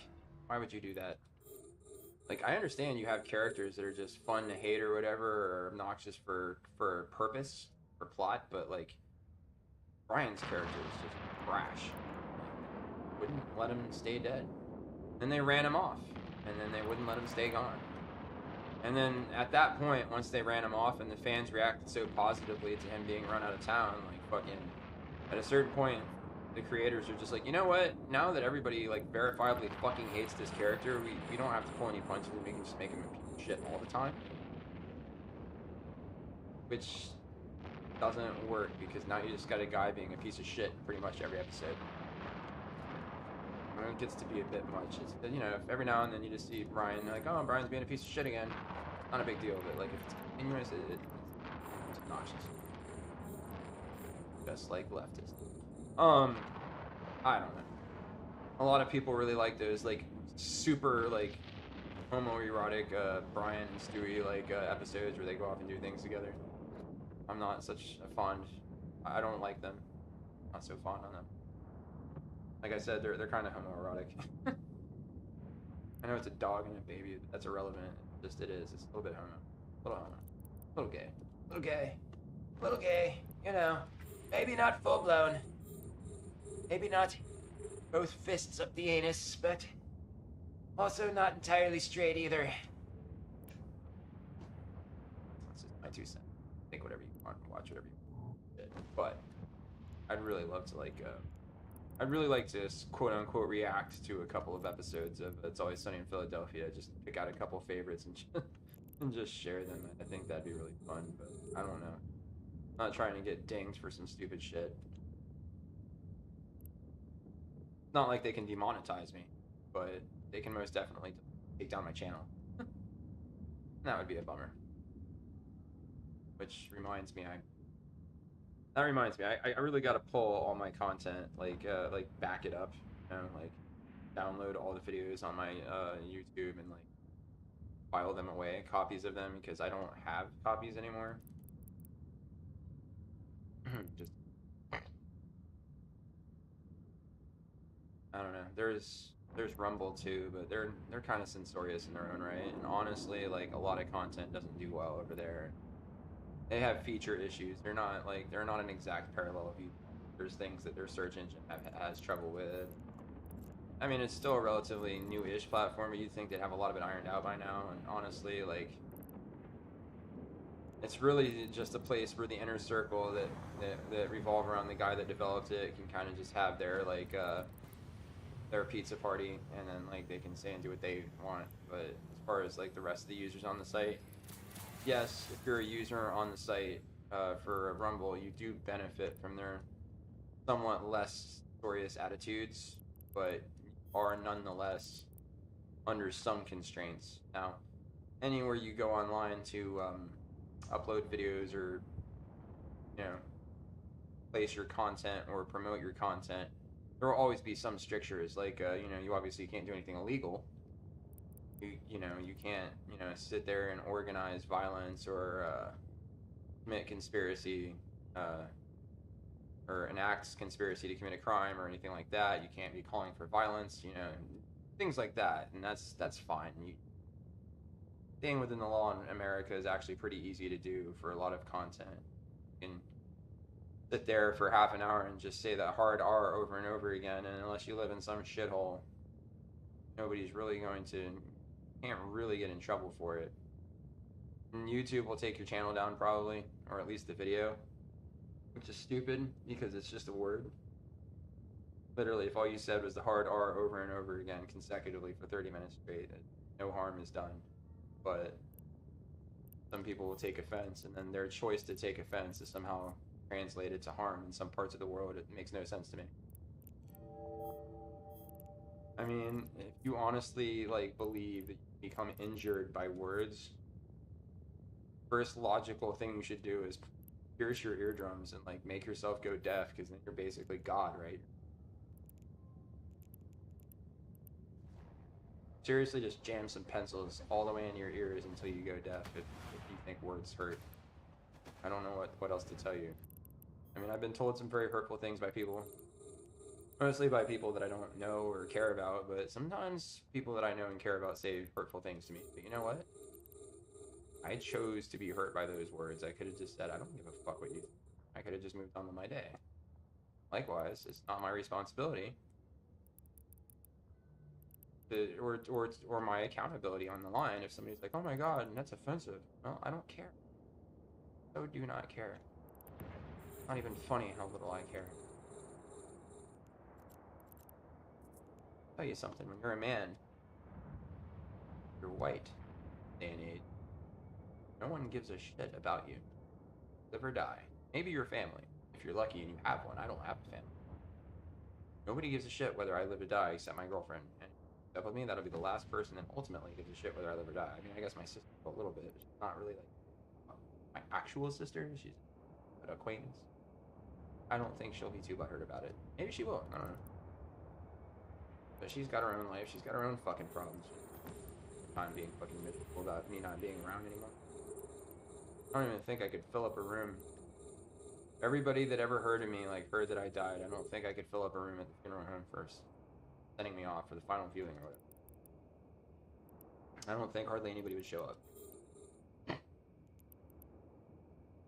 And that's not a poor me statement, because when I sit here and think about people very close to me passing away or whatever, like, I don't honestly think I'd show up to their funeral either, because they're kind of gay. Nothing really good going on there. You can look at the dead body of the person that you're someone you cared about, and then after you look at the dead body of the person you cared about, people being all emotional and stuff, and then sometimes there's food, usually there isn't, and that's usually at like the funeral after party type situation. An after party for funerals. But yeah, it's nothing really good going on at a funeral. Like I want to show up for that. So I would just imagine personally that like people that knew me, like let's say they cared enough to want to be at my funeral, that's great, but I'd probably miss it if I were them. There's no point in going. Kind of ugly in life. You can't look much better in death.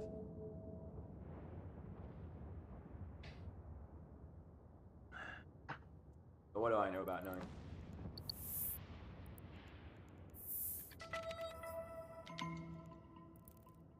What do I know about knowing? Not a whole lot of turn. Getting good condensate today. That's good. Condensates are important because I use them to manufacture things to sell. You can just sell them as is. I mean, 54,700 per, so not like they're worthless. But I find I get more money for them if I convert them into an item to sell. And I get my minerals to supplement the condensates and the oxygen by ratting, basically killing non-player character pirates in normal space. Might do a little bit of that today just so you can see what that's like. At some point or another, my sister's going to come over, and I don't know that I'm going to quit streaming when she comes over or not. I told her I'm doing this in the living room and I can hang out when I'm streaming. I'm just glued to my computer, so to speak. But I do got to go to Sam's Club and get a couple things. What kind of shit up there, you know? Kind of shit. Look at that. Make sure that we got all the things for the work week ahead. You know? Not that I need a whole lot. I got these protein bars, Built Bar or something like that, and they're like this weird substance in the middle of it. It's something akin to like marshmallow. Pretty good, actually. Pretty freaking delicious. And I might get some more of those. 17 grams of protein per. My only gripe is that they have like no fiber at all. I like a protein bar that has fiber.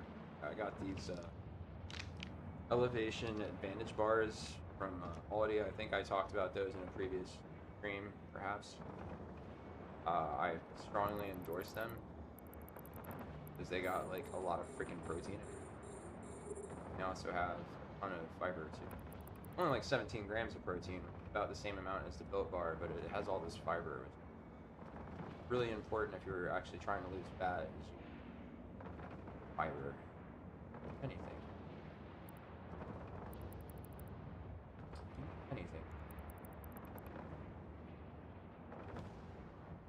I don't know if they changed something or not, but these guys are doing a lot more damage than they were in the past.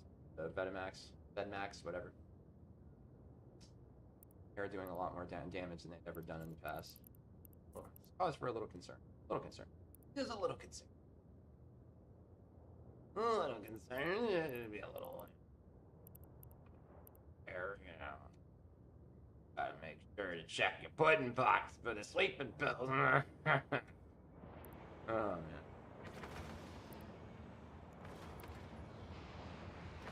Check the pudding box for the sleeping pills. I'll give you a little bit of creepy. Ooh.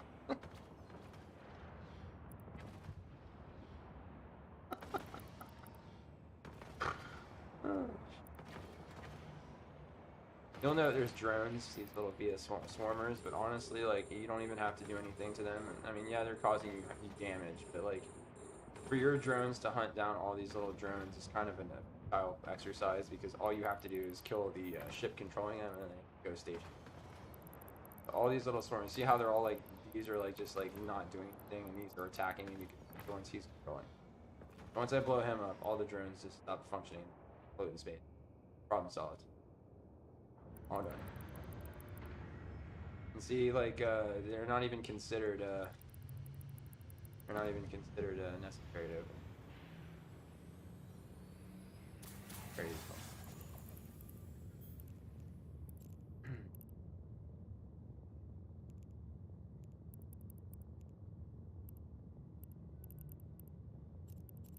Button pops. Eating all the button pops.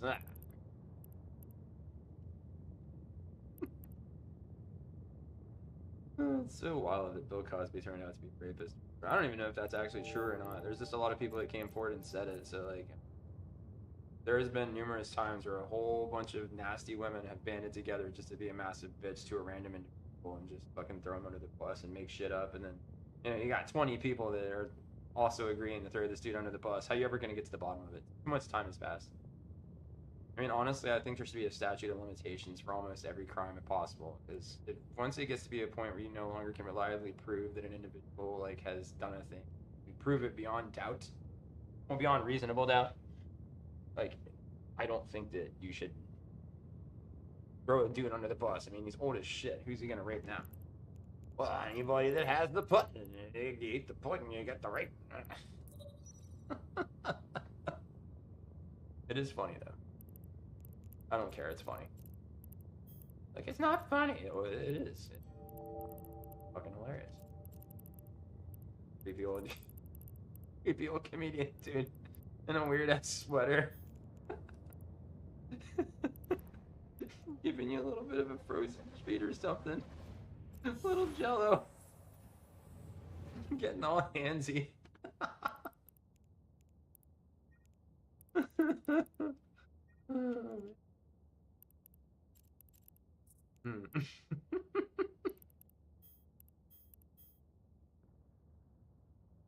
Oh man. Women are really mean to themselves, you know what I'm saying? Stop hitting yourself, girls. Seriously, stop hitting yourself. Don't hurt yourself anymore. Don't hurt yourself no more. We'll pay attention to you. Stop hitting yourself.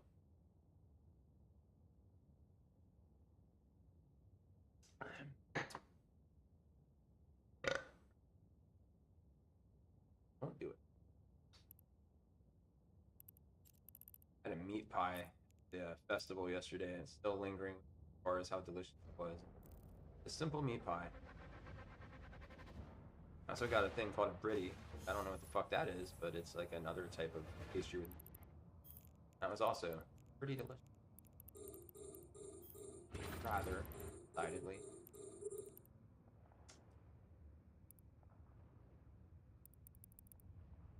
Say white people don't have no flavor in their food.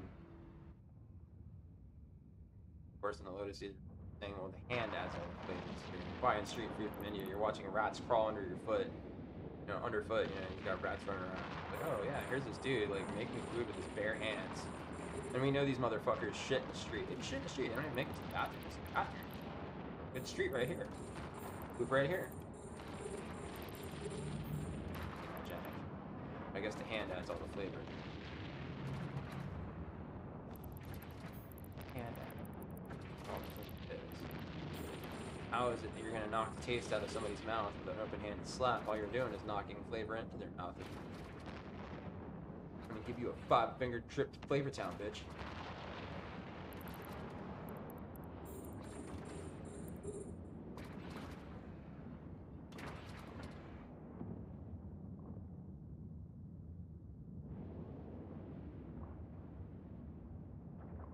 Five-finger trip to...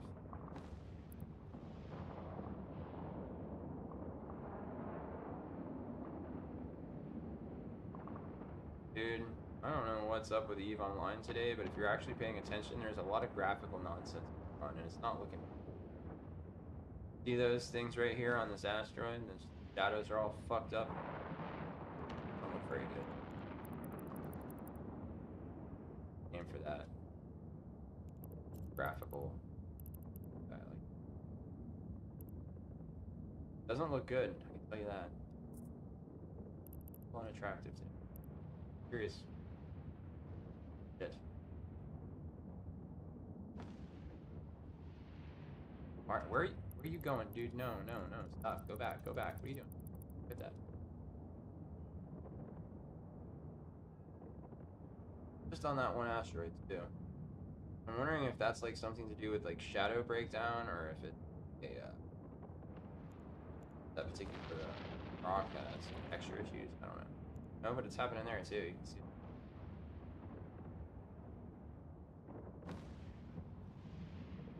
I don't think turning up my graphics settings will help all that much. And to be honest, like my computer could probably handle it, but I have noticed in the past that there is a cause.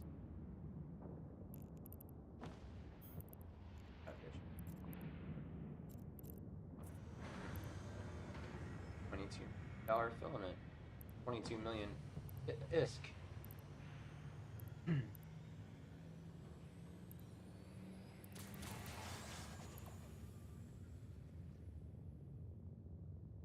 What is up with Iceland? Like, tall, blonde, blue-eyed, red spurgs, whole island of them. They're so genetically insular, it's ridiculous. Almost like the, what do you call it? Land. That island. Supposed to go to. Or the one where, like, the preacher went and died. Sentinel, the Sentinelese. Sentinel Island. Apparently. Iceland is almost as genetically insular as the Sentinelese.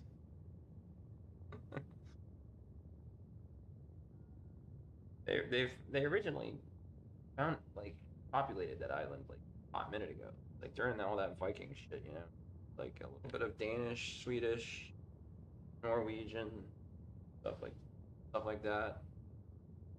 They all just kind of went off and did their own thing in a colony.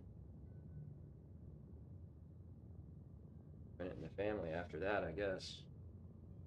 Really keep, really keeping it in the family.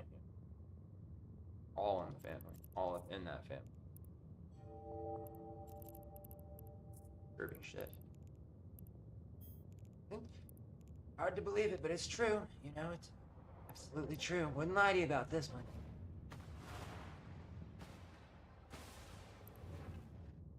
Looking at this chocolate orange, and I know they're not very delicious. Not fond of them, but it's just sitting on my desk, and I kind of just want to eat it because it's there. Its physical presence weighing upon my capacity to not eat it. Funny how that.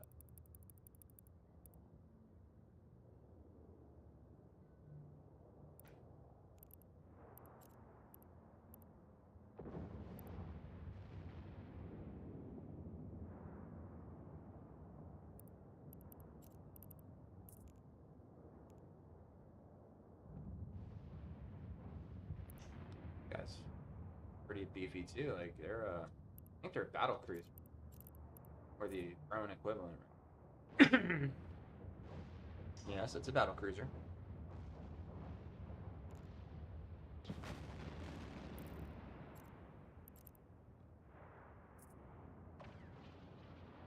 Actually, really cool looking.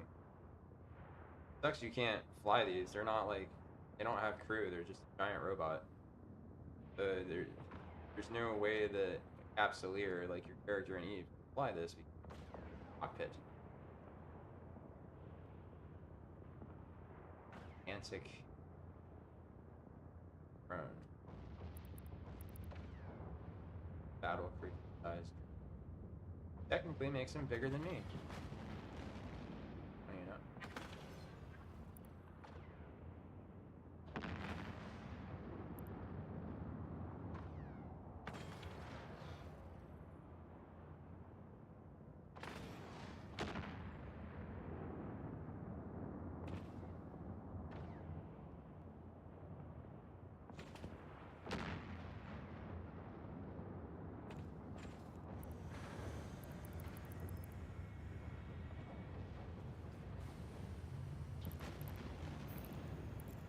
Sucks to be that dude, huh? Alright.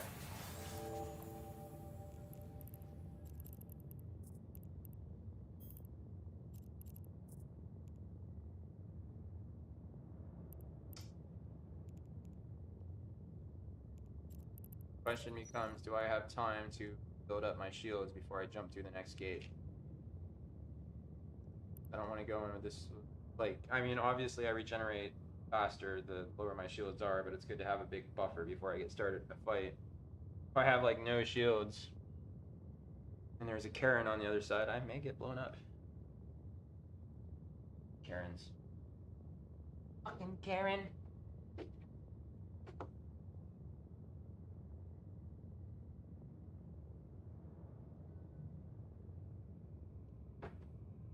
I really do want to have like some kind of body cam that I can just wear around when I go through my life. Then I'd need some kind of software perhaps to like blur people's faces automatically, footage, so that when I get home and I go to upload it, I can just like filter it all and take. Because you know, when you're filming in public and you're filming people, they might not want you to put their face up. And I don't know if Florida is a 1 or 2 party consent state.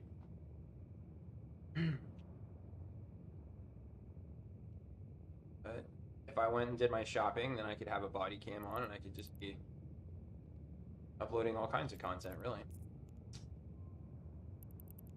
Talk to myself and everybody get me funny. Not realizing that it's about to be some flavor of content.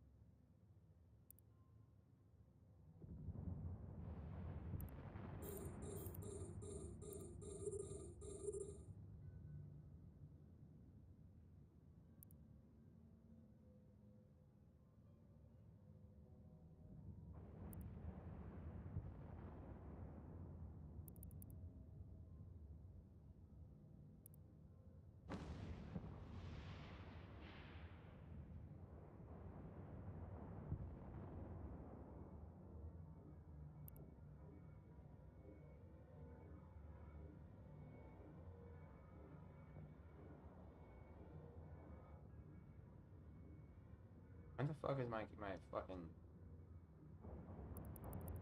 turning? Gotta recalibrate their firing apertures. I don't know. Shit up. Star Trek. Make some shit up.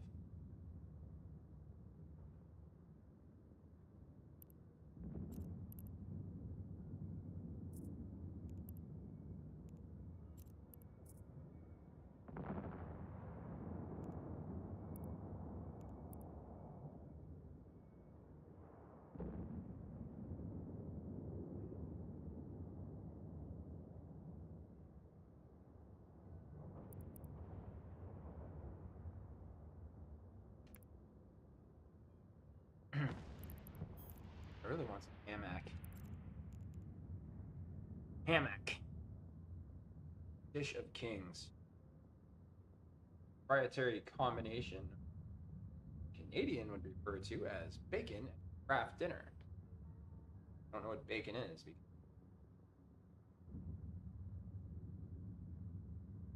Ham. Ham. Fucking ham. Oh shit. I'm down a drink. Something's out here eating. Yeah, that's what happens when you don't pay attention. Shit. Shit is what happens. Shit happens. It's happening when you don't pay attention. It always gotta be happening. That shit always gotta be happening. That shit always gotta be happening. That one gotta be always happening. Explains why no damage is being done to me because they're busy shooting at my drones.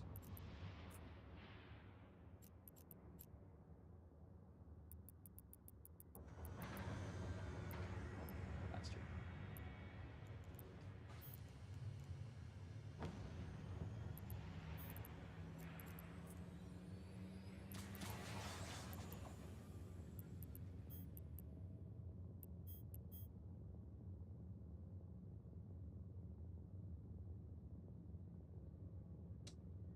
Have I ever told you the story of Darth Dronus, the guys?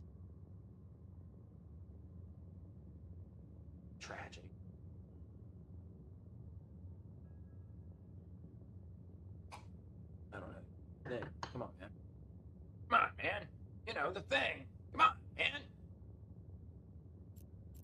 I got a long leg here. It turns blonde in the sun. Hairy legs. Wrapped a chain around my hairy leg.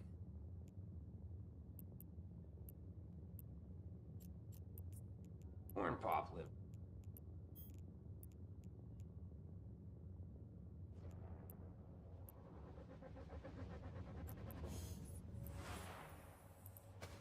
Corn pop lived there.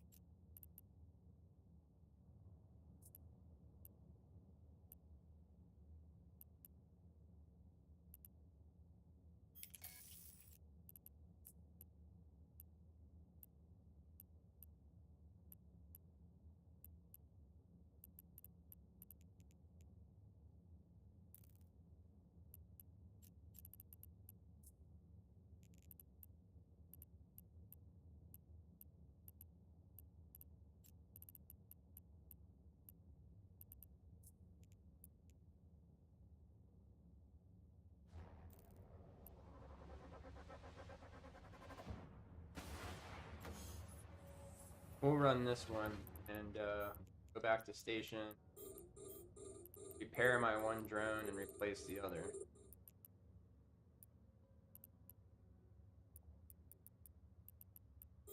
From there, kind of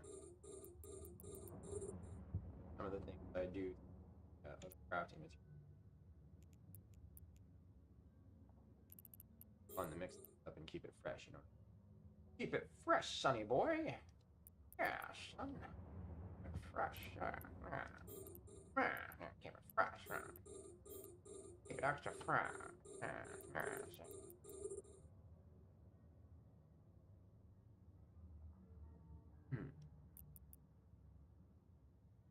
These field weaver dudes will repair those fucks as I shoot at them. I kind of do it with. Makes life easier. Think to yourself how beautiful that's the depths of space is. Stop. Not paying attention. Not an ignominious. Ignominious? Whatever. Let's get some. Fuck this. I need a little help.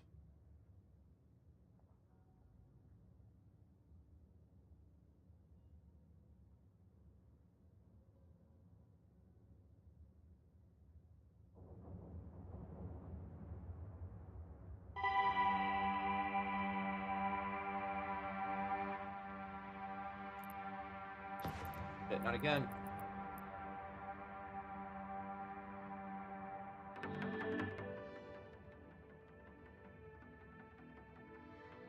I don't like listening to the same track. It's repetitive, but at least it's copyright strike free. Not gonna get in trouble. I'm gonna get in trouble, guys. I'm gonna get in trouble. I'll keep shooting at my drones, brother. Oh, this. Shoot your gun. You really can't blow it up either. I mean, you could, but it would take so much time. It's a waste of your effort.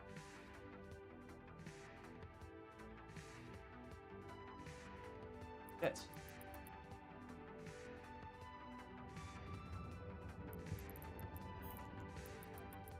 Yeah, these things are fucking hurting my drones bad.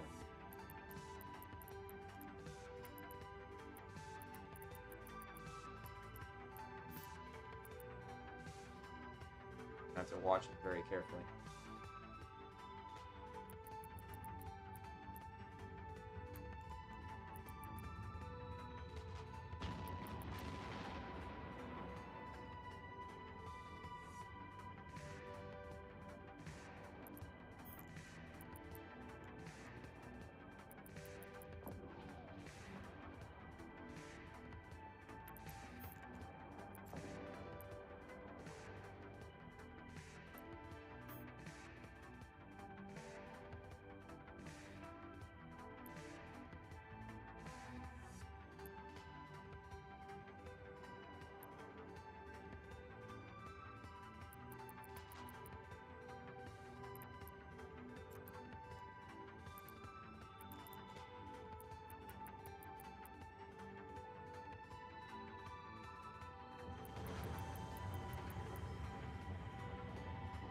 They're really hating my drones.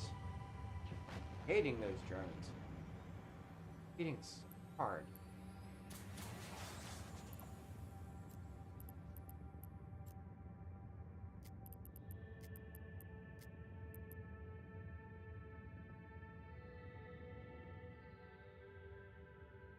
How much dis-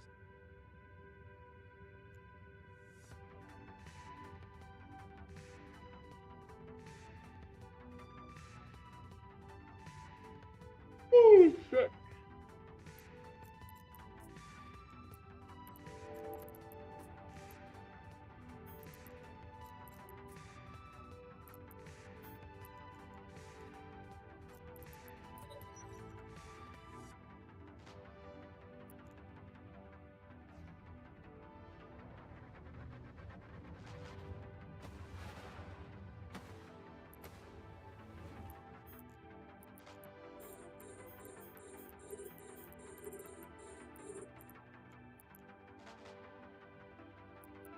Always go for the ones that are gonna nuke you first. Starving in the name.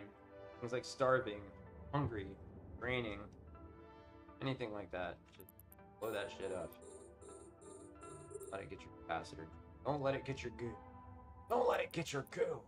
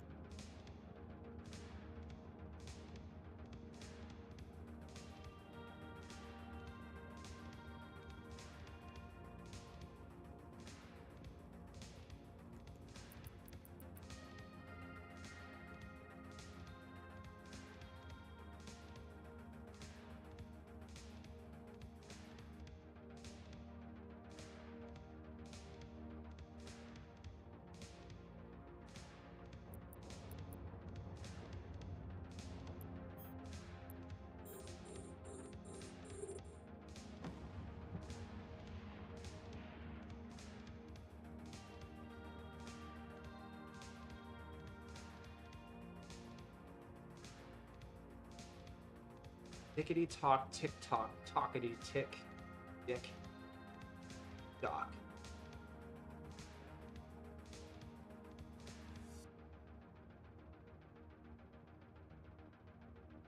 Ooh.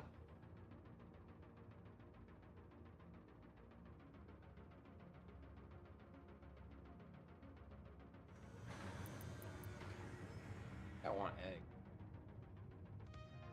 Like eggs. I love eggs.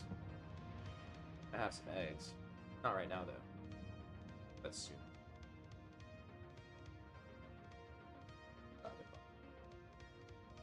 Our fat tummy. Fat. I wish I was less fat.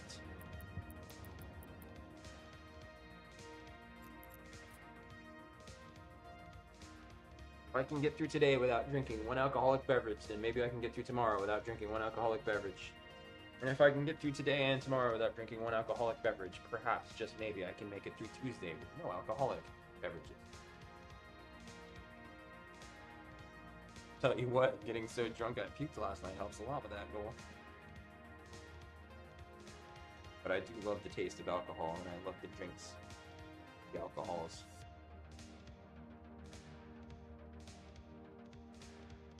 I'll see if I can get a day with no alcohol. I'm thinking if I can make it 14 days all in, throw alcohol for 14 days, that should be enough to kickstart losing fat. Because the problem with drinking is it messes with your body's ability to metabolize protein and synthesize it into muscle, and it also messes with your body's ability to burn fat. Because one of the core mechanisms for burning fat is for your liver to break it down into carbohydrates. which means eating less carbs too. There is no such thing as a no-carb diet that's healthy for you indefinitely, but you can do a lower no-carb diet for a while. And again, it really will help get you on track, but I don't personally dick around with low no-carb diets because there's a lot of delicious carbs that I love so dearly. Like potatoes. Can't eat an apple because it has carbs. Atkins diet is ridiculous. You ever heard of that one? There's also one called like the South Beach diet, which is like real similar. Bad news. Stay away from fad diets. Dieting in general is the only rule you have to remember is calories out, calories in, out, one or the other, and that will unfatten you incrementally by just using more calories than you're actually putting in you, so your body basically just starts cannibalizing itself. And instead of thinking about low carbs diet, just think about high protein, because here's the thing. If your body has all kinds of protein coming into it in your food, then it doesn't really want to use your muscles for food because it's getting plenty of protein. Breaking down your muscles is pointless. Your body will break down your muscles if you starve yourself. It'll use your protein for fuel before it'll use your fat. So one of the best ways to teach your body how to consume its own fat is ironically to eat a high protein, high fat diet. And pretty much deprive yourself of carbohydrates where possible. You know, don't be eating potato chips, but I mean, if you want to have some vegetables, that's probably a really freaking good idea. Like, one of the best things to do for getting rid of fat, well, other than self-discipline, which is something I'm really short on, is staying really, really, really hydrated, drinking a ton of fluids, mostly water. Okay, and then a lot of fiber. Fiber and water. Water and fiber. Fiber, water. Don't do that. So fruit is like a really good way to do this, and also fruit will satisfy like some desire for sugar. Everybody loves sugar. We're not gonna lie to ourselves here. This is a no spin zone. My boss just texted me.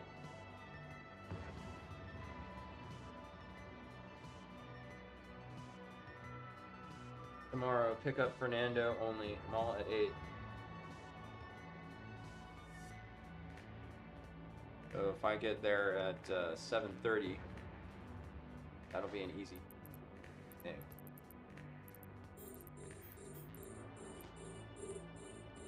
Means I have to leave here at like, I always leave at like 6:15, 6:30. It only takes me about 40 minutes to get to Fernando's house, but if I leave early, I can fart around in New Smyrna for a second, grab breakfast or whatever. Or eat my breakfast if I brought it with me.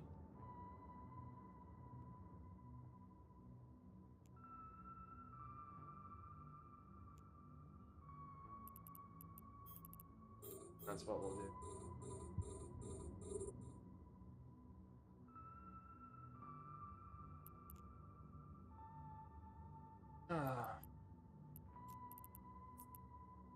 About it though.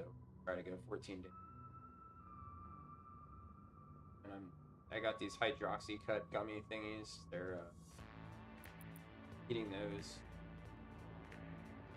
And if I don't drink and I eat those and I drink plenty of water and do all the things that I tell other people to do, I should start seeing results pretty quickly.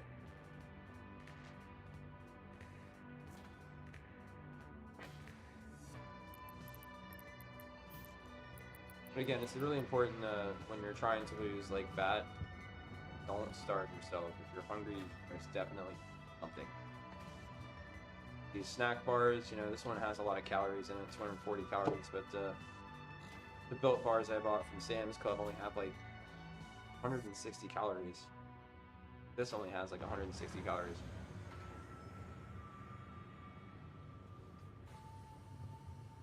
It's got tons of protein. Got 30 grams of protein, and then the Built bar's got 17 grams. But I do like these bars over the Built bars because of the fibers. I like 14 grams of fiber, which is a lot. Eat enough vegetables. Won't need to supplement fiber, but who eats enough vegetables? Ain't nobody got time for that. Nobody got time for that. Nobody got time for vegetables. I do like them. It's just I don't. Maybe I'll get some steamer bags while I'm out later today. And I'm going to Sam's, and I did promise I'd go grab some more water jugs because I don't drink out of the tap. Maybe I'll grab some steamer bags of veg or something like that so that I can microwave them. Get a little veg in the diet. Sure.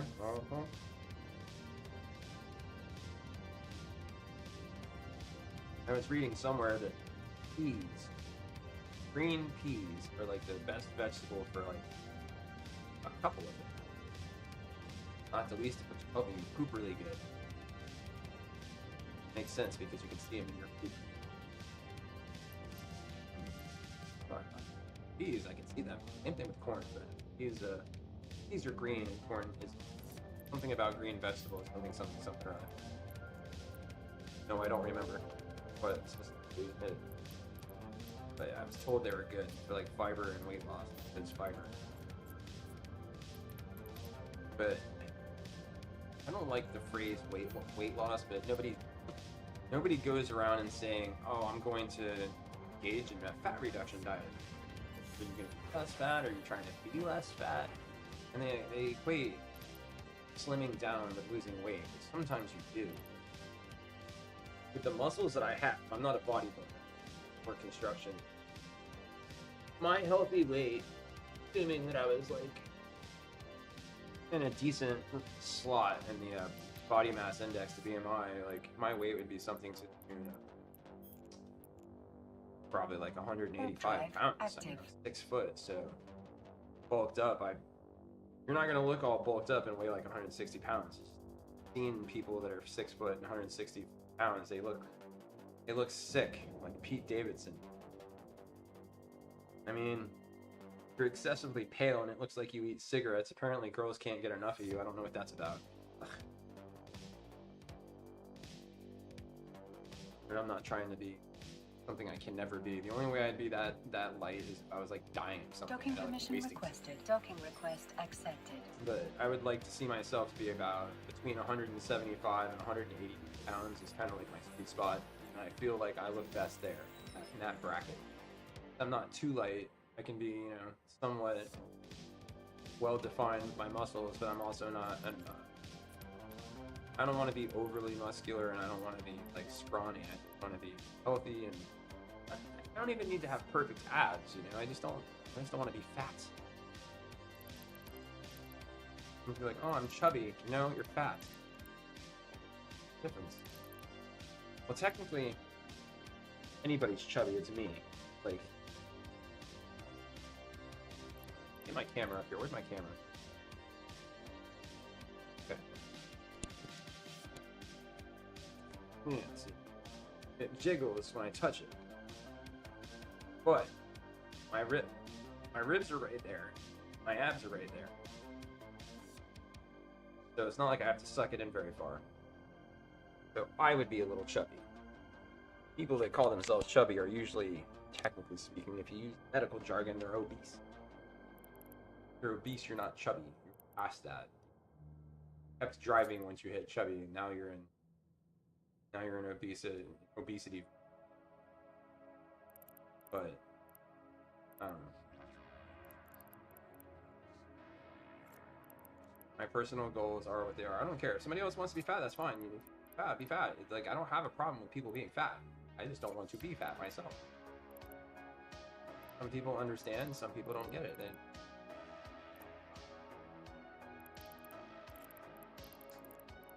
So as much as I do mean love alcohol, and as much as I drink to cope with my stress and negative emotions and unhappiness in my life and how it turned out, I guess I'm just gonna have to be a little cranky and on edge for a couple of weeks. I'm sure my roommate, my girlfriend will love it. Although even odds state they're probably gonna at some point ambush me when I come home, hold me down, jam a funnel down my throat, and force feed me whiskey. That'll be unbearable.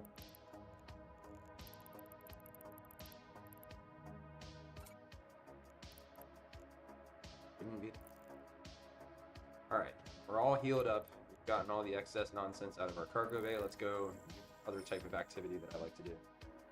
This one's pretty straightforward. You go to anomalies in various solar systems, you shoot everything that's there, and then you go away. You can also loot. I loot. You don't have to loot. I loot. Was that a catalyst? Watch out for these guys. These guys right here are used, these guys are used for, ganking. So whenever you see too many catalysts in the system, it's time to leave. Go dock up in a space station, go to another solar system, ETFO. Because when you see a bunch of catalysts, somebody's about to get ganked. One of those things you learn. One catalyst doesn't mean anything. But 4 or more catalysts in the same solar system, something's about to pop off, it's time to leave.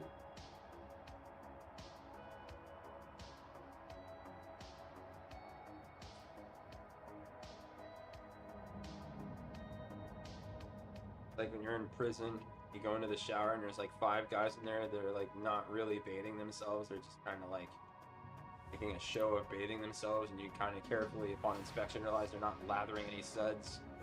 Time to leave.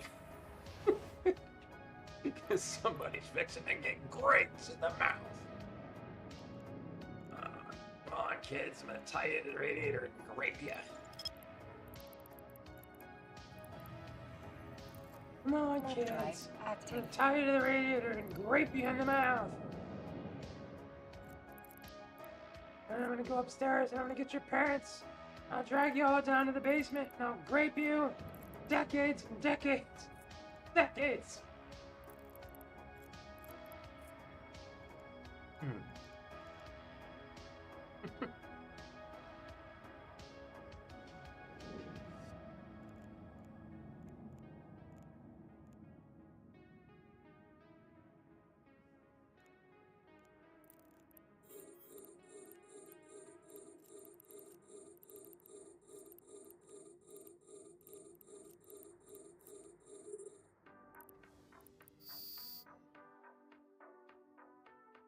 Yeah, these are really easy, by the way. Especially in high security space, there's nothing to it.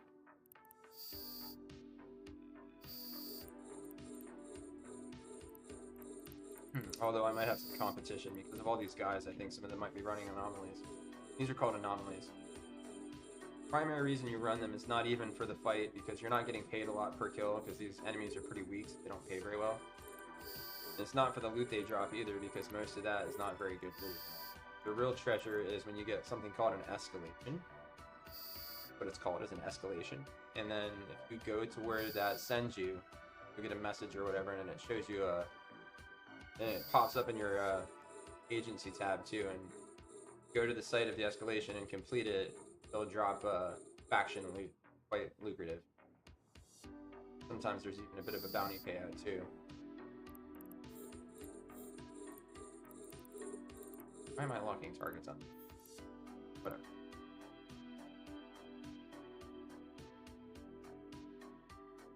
So what we do with these is we take these, and because they're not worth much, we scrap them instead of selling them, and we refine them into minerals. To break down a module, you get a certain amount of minerals. There's usually a bit of a variation in what minerals make each item. The same minerals as it takes you to make it in the first place is the same type you get back, although you get less back breaking it down than you did making the module in the first place. These modules are not made by players, these are just randomly spawned by the game by non-player character rats. So theoretically, you could put them on the market and sell them, you just won't get a whole lot. And I'd much rather have the minerals that create them so that I can use those to create other things to sell that are worth more.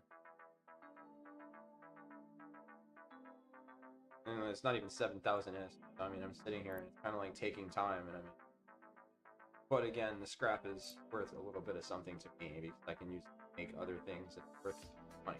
So, boring as uneventful as it is to wait for this shit to pull in a bunch of garbage, it all goes to a higher purpose.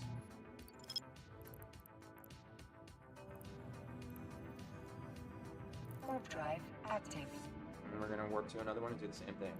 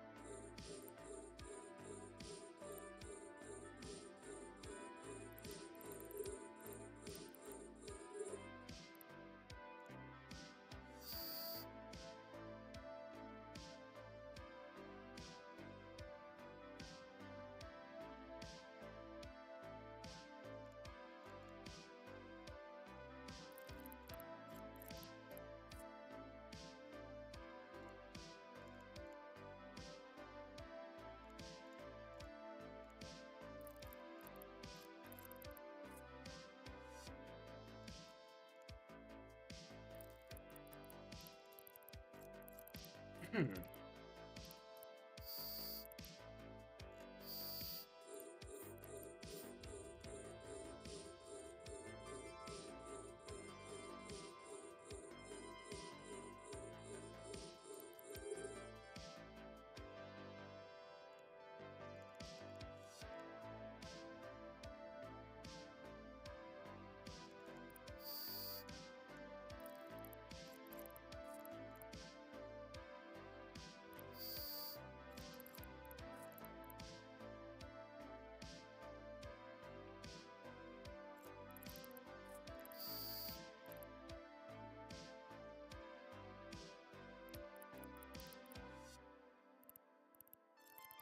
Now you'll note that all of these had nothing in them. So abandon the rest of them. Next. Don't have time. Ain't nobody got time for that. Warp drive active.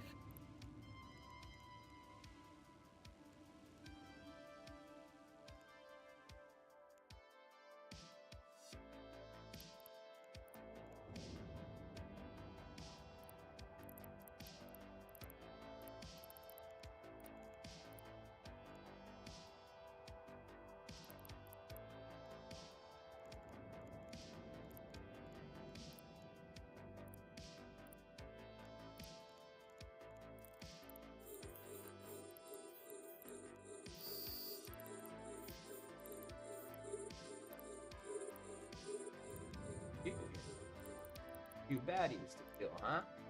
There's a few baddies to kill over here.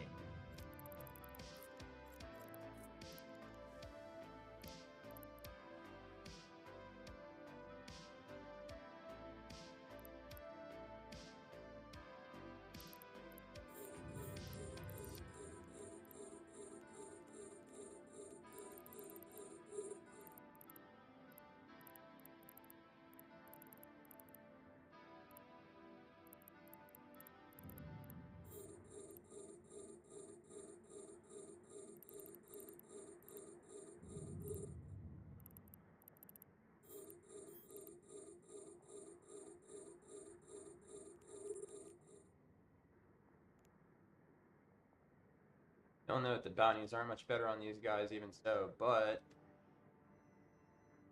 number one, over time that does slowly add up to a whole bunch of nothing, and also the loot, for the most part, isn't worth a whole lot either.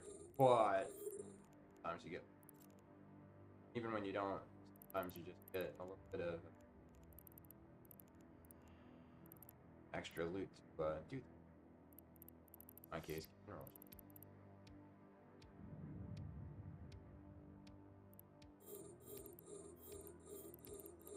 Wondering if somebody came in through here already and pissed them all off, because there's like a lot of them. Not a problem though. Dying fast enough.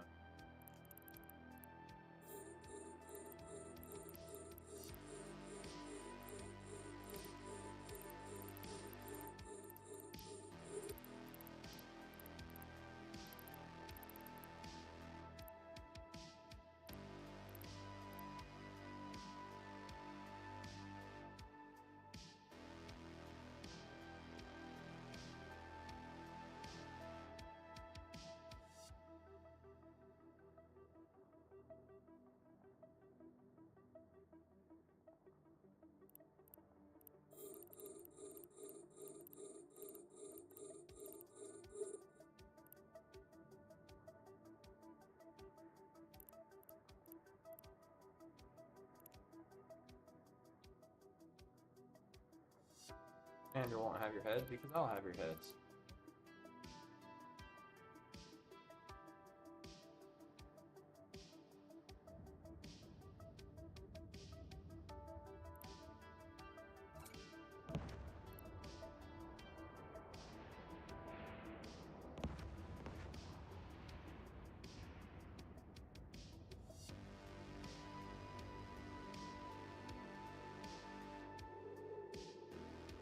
What's good? Question mark.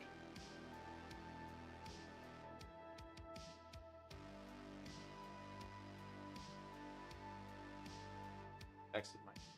I haven't heard from her. She's supposed to be over here between 1 and 3. Probably take her with me when I go out to do my shopping.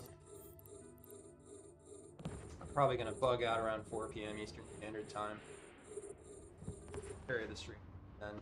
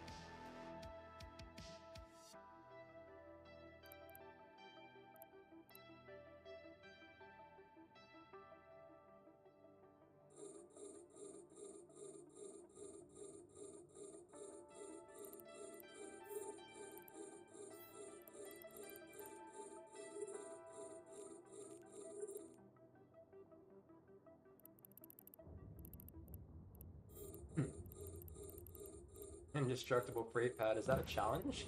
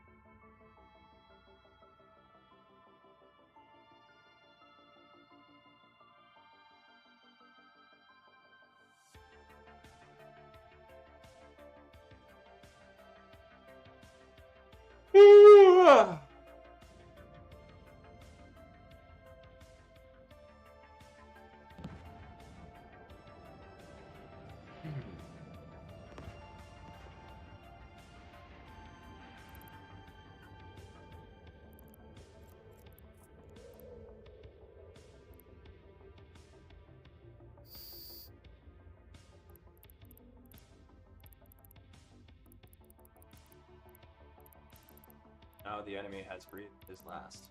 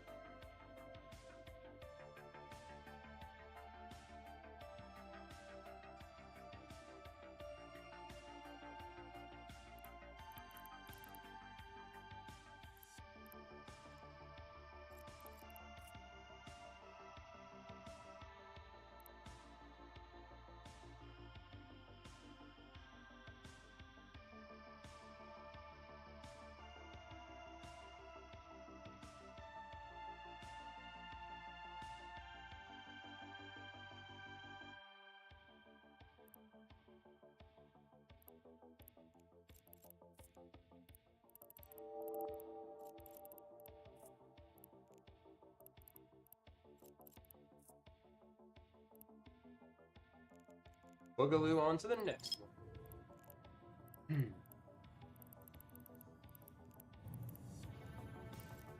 Warp drive active.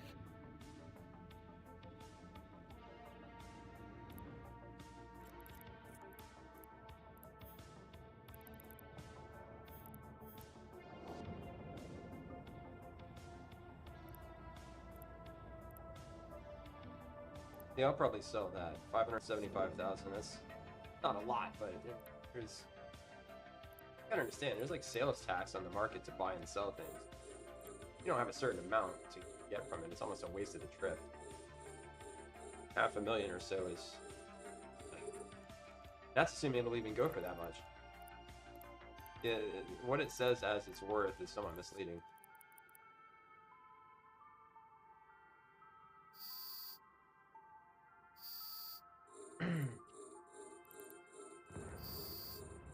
So what we do is we view market details.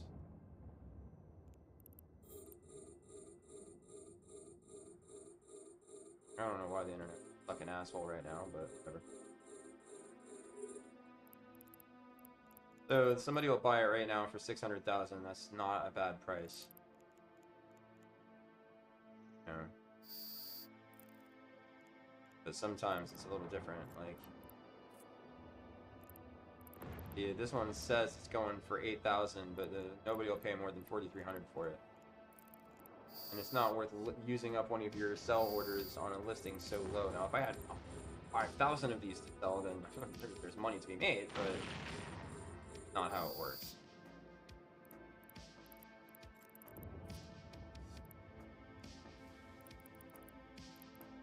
There's nobody at this one. Like, no bad guys at all, and there's no loot at all either.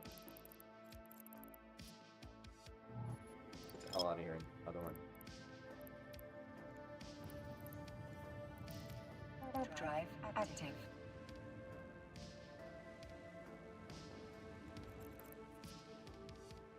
We basically do these until we run out of anomalies to do, and then go on to the next solar system. Or we do these until I run out of time to stream, and then I quit. Or we do them until we get an escalation, and then we go do that. Basically how it works. Super exciting shit, everyone. Real nail biter.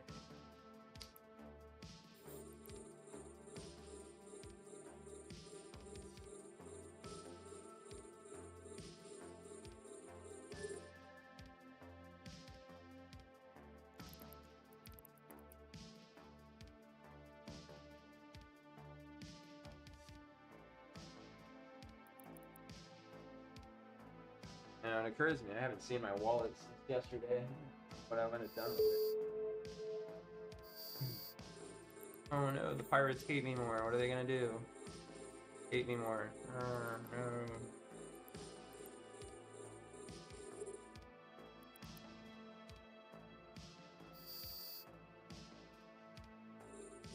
Backwards.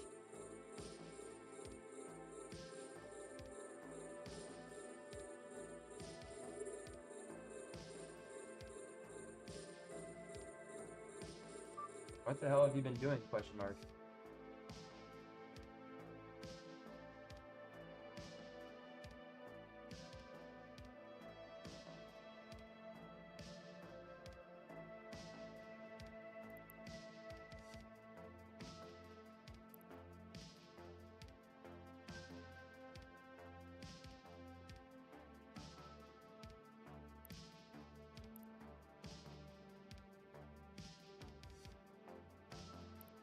That's my sister.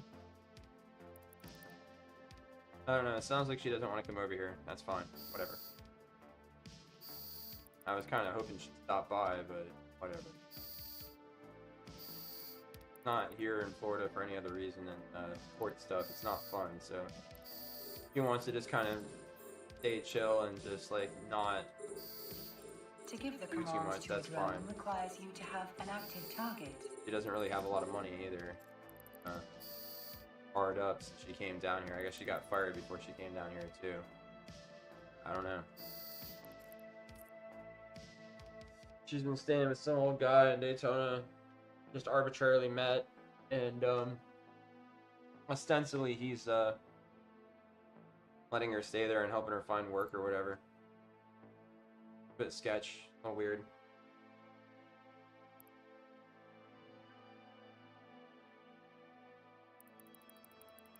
But otherwise, she's either got to sleep in her car, or I gotta let her sleep on my couch or something. I don't know. Not even my couch. I don't even own that couch. I don't own most of the things in this house, actually. Not even my couch.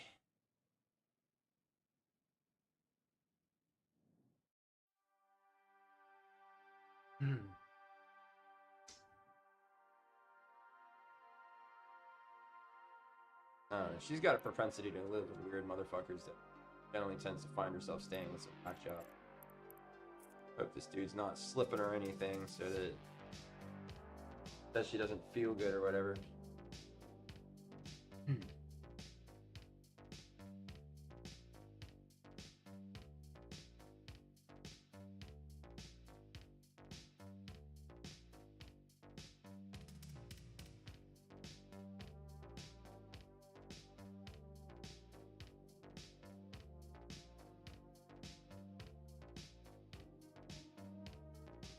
Gotta throw my sheets in the dryer and throw my work clothes in the washer before I go, and then I gotta go to Sam's Club and a grocer. I don't think it ultimately matters which grocer I go to.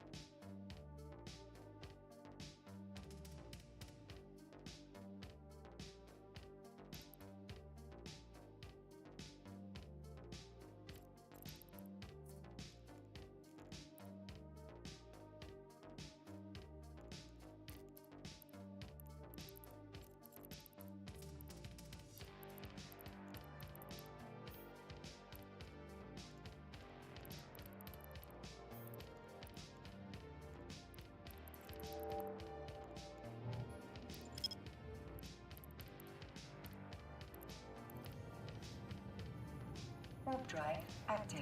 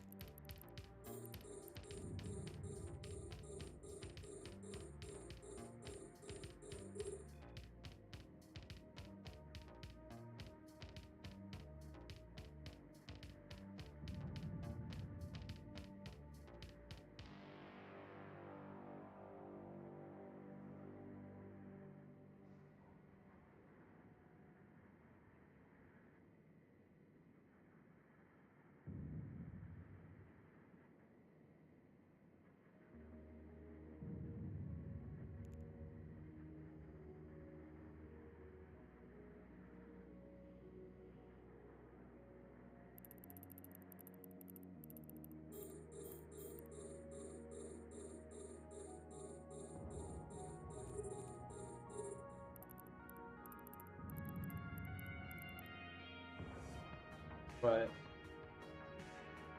oh no. Only I would buy that. Only I would buy that.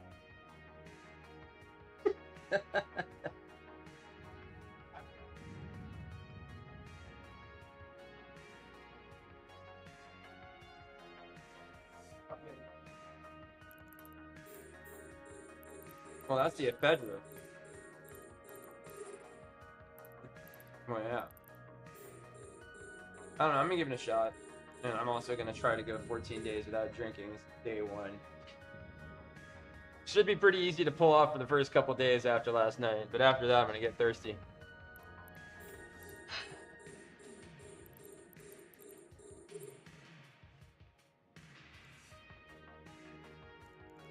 Gonna get thirsty, boy.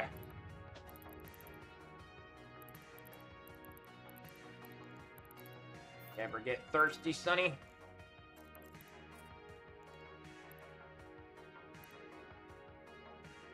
Huh?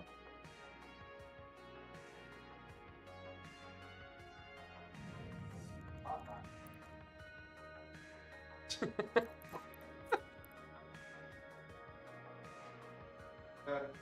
first part.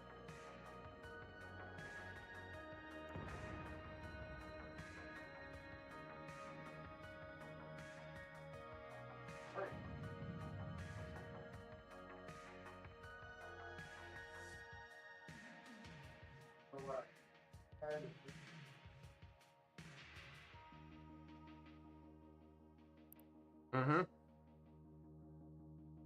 Well, I drank entirely too much last night myself. Well, yesterday. So by the time we got home, like, I was in the bag. Real bad.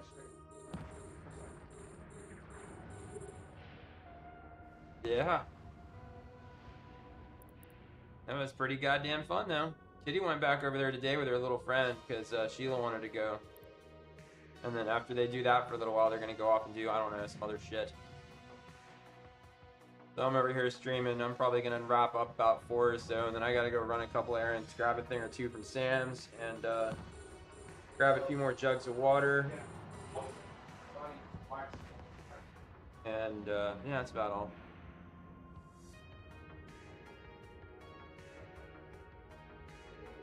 You know any place around here that does good wings?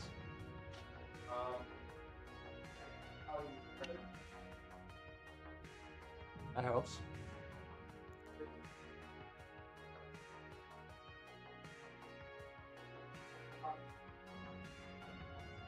In the same plaza as the Chinese place we go to? Don't go there, heard.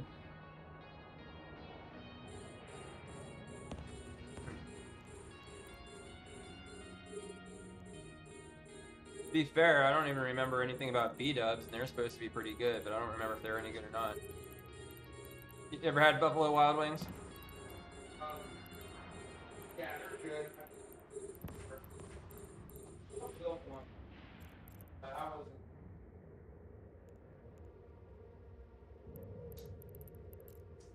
See my sword? I have a sword.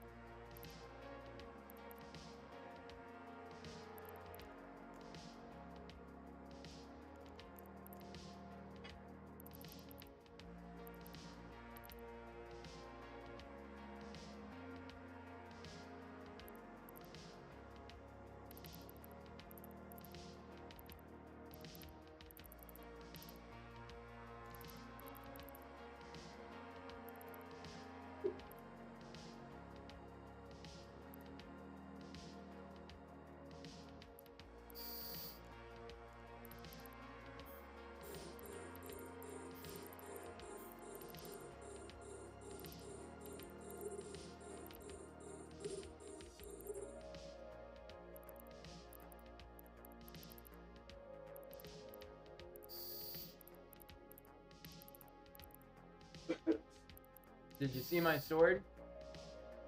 have a sword.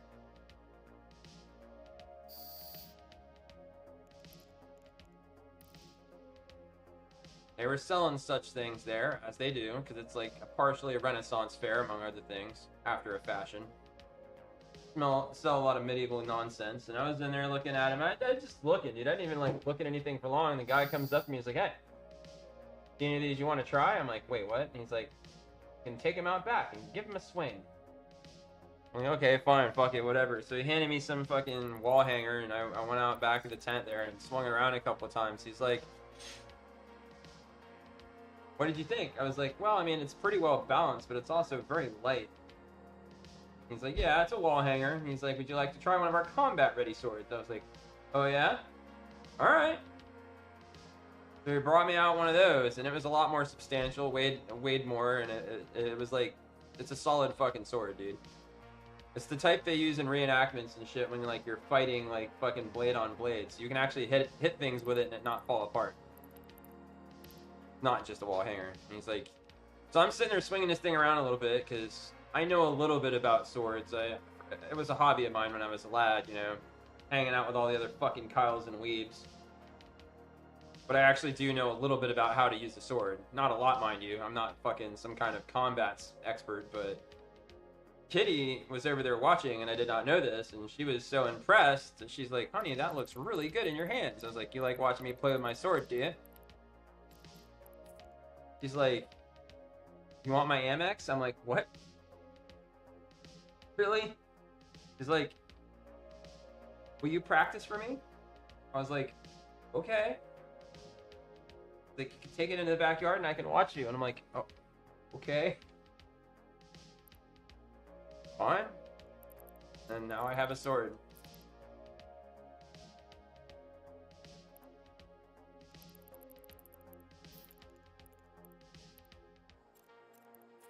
I prefer short swords. This thing's a bit long.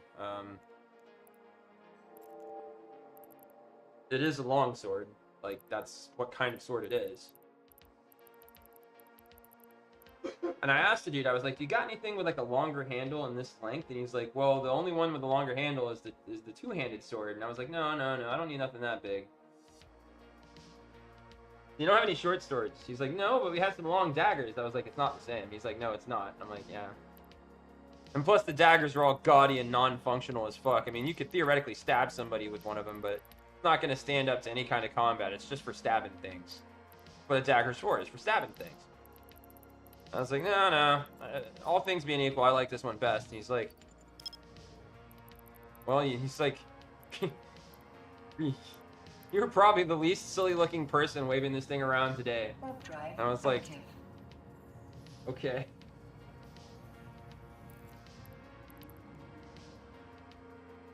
For a while there, I was actually about to sign up to a class. Expensive. But there it is. Big fucking sword. Yeah. It's pretty much the real deal too. I mean, it's not sharp, because it's for non-fucking, like, not to the death fighting, for like fencing. Because like, technically speaking, that still counts as fencing, even though it's not like one of those blade. But you could put an edge on it, and it would probably keep the edge halfway decent. But it's not pointy on the end, and it's dull on the edge, so that you can actually like not necessarily kill someone if they're wearing armor.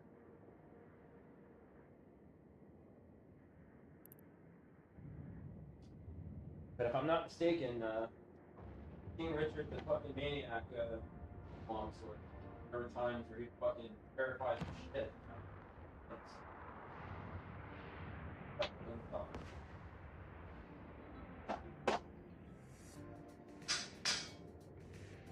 Real deal. Got a little bit of spring to it, which is all in what? Leather wrapped in.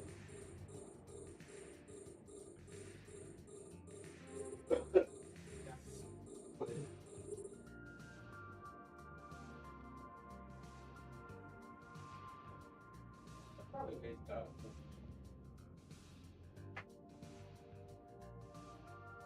You get done eating, if you want, you can pick it up and swing it a couple times outside. Don't try to kill the cat.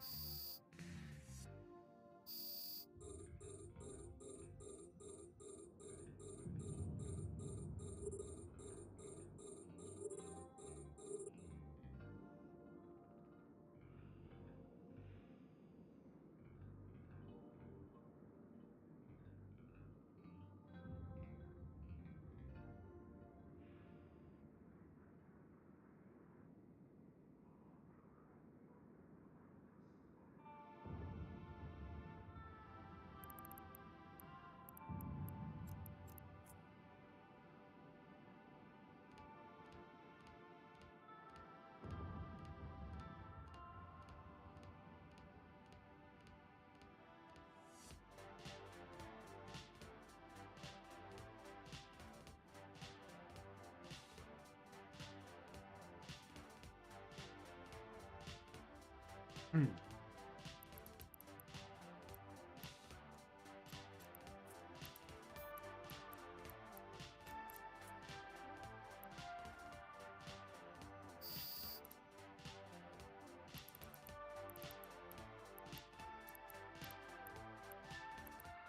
I don't know. The last time we got wings, we got them from Publix. They're okay. I mean, it's Publix wings. It's not like the best in the world, but you know, we're not gonna get totally fucked by Publix.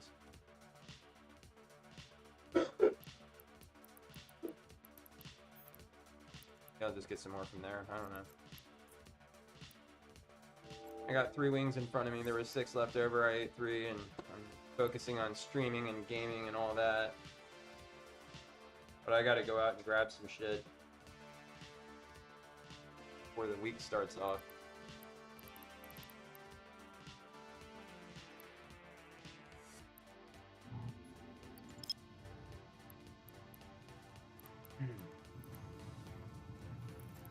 Warp drive active.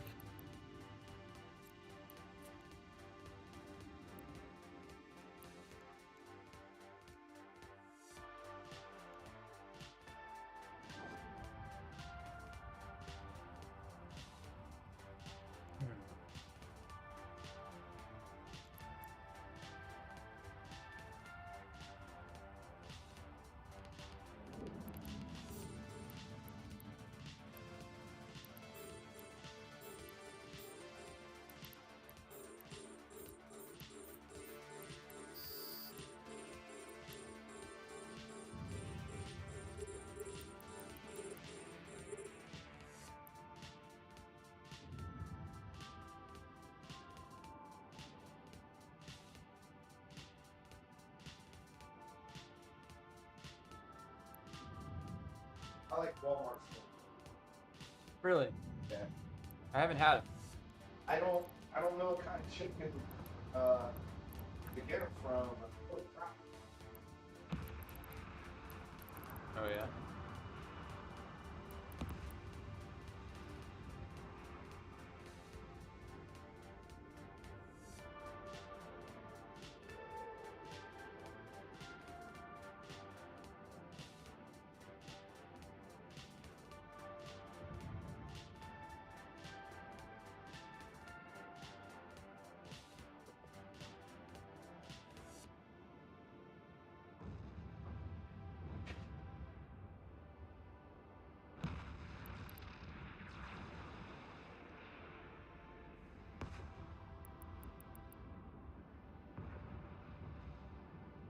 Yeah, you can get wings out at Walmart. I would just go to the proper one. You're going to a better one. Alright. As long as it's not the nigger Walmart there in the Aldi Plaza. That's one. That's one. Yeah, it's a nigger Walmart.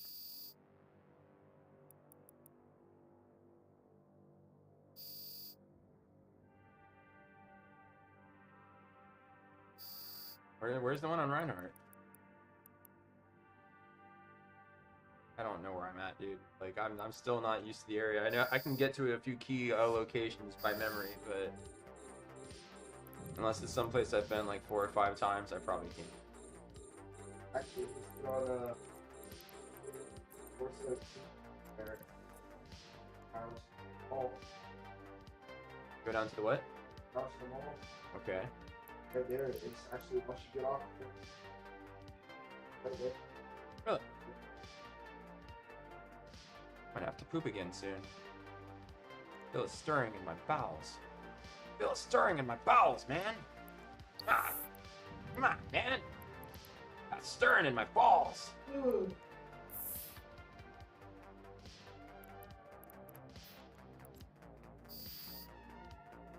Got hairy balls. They're not as hairy as my legs. Balls.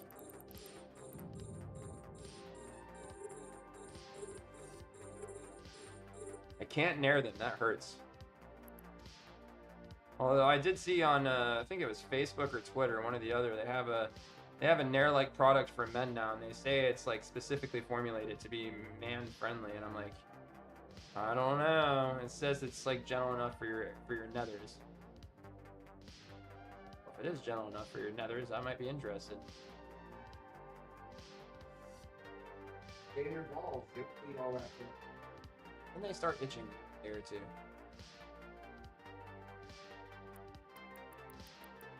Yeah, I don't let him get on that. I hair on my throat. I think it's I don't know why people did, but It doesn't feel good, but it doesn't hurt that bad either. It's something I can bear to do, but it is. There's a lot of them, dude. A lot of ripping. I remember looking it up years ago, and apparently, Okay. uh, Yeah, you're a bit of a freak in your own way. Then again, so am I, so I'm not judging. I'm a pervert in my own right. We're just a bunch of fucking filthy, disgusting degenerates.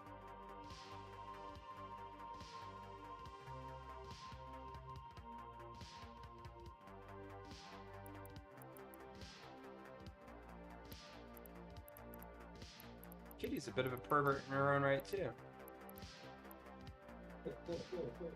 We're not gonna talk about it, but yeah, she's got some kinks.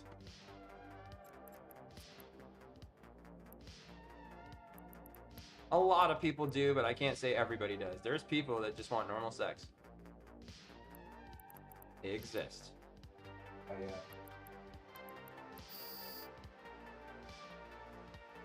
Just like there's faggots who are turned off by shit. Yeah, I understand. I've seen a lot of porn. It's really shut down my ability to fucking be rational about like how much of a deviant, you know, like some people are. Yeah, there's even faggots that are turned off by shit. And then there's faggots that eat it like ice cream. They eat the poo-poo like ice cream.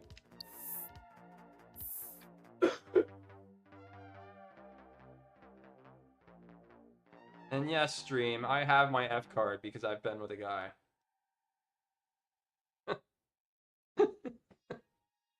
So I can say that. You can't.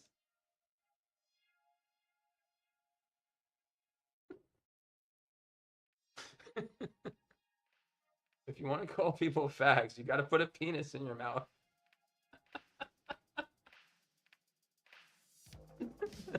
Then you can say it.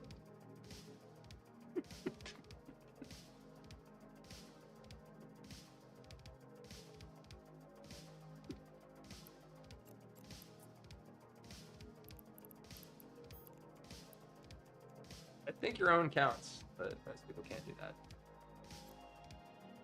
Can you do that, Rob? I can't do that. Put your own in your mouth. I think we've all tried it, but I'm pretty sure I kissed it. That's about as close as I got. There was a kid that he used to hang out with, and was Bobby, but he was skinny enough. I don't think it's a skinny thing. I think it's just torso length and a couple of other dimensions of the body that matter, you know? If your torso is long enough and you're flexible enough or something, I don't know. Or maybe your torso has to be shorter. I don't know how it works, to be honest with you. Kevin, my friend. At that point, why even leave the house? Warp drive active.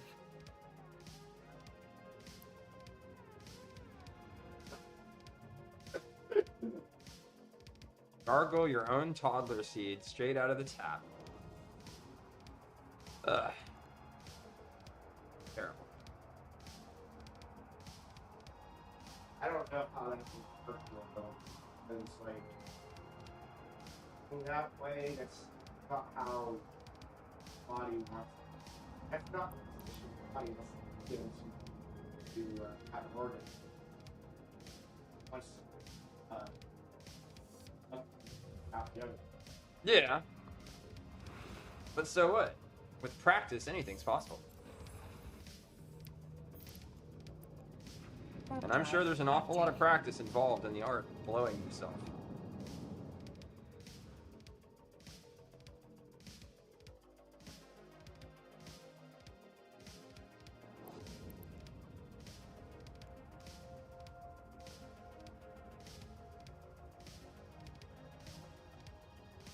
I actually have 2 people watching. That's amazing.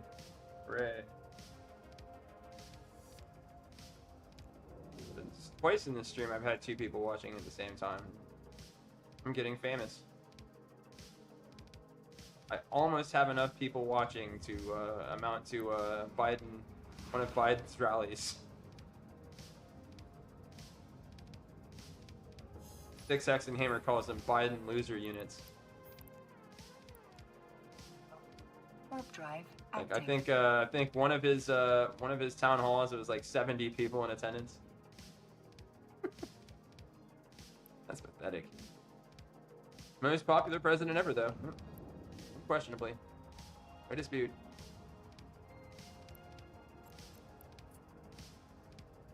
"70 whole people. Have you seen what it looks like to look out from the stage at a Biden town hall? Almost nobody there, it's true. I'm out here filling up stadiums. Big crowds. Fighting to sit down and watch me. And even with all these hundreds of thousands of people showing up at my rallies, you're all my favorite.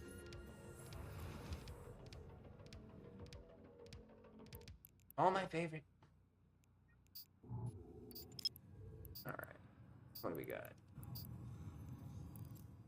Warp drive active.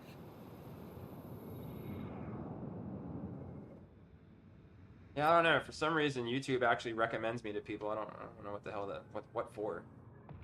Why would you do that?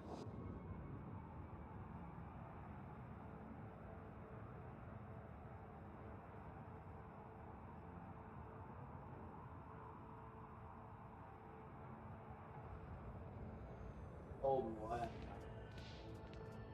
Yeah. Weather's been shite.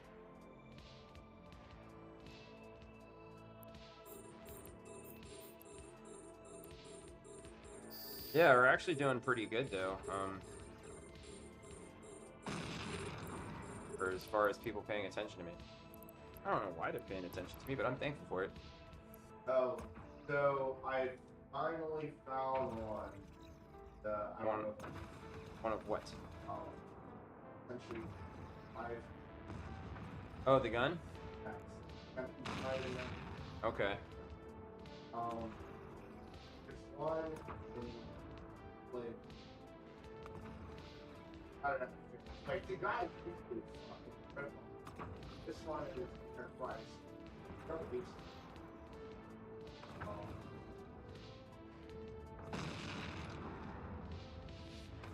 And it's right barrel length. So,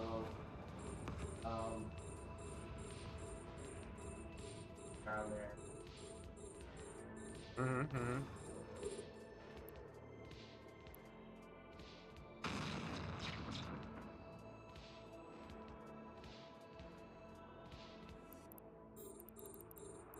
Things often do.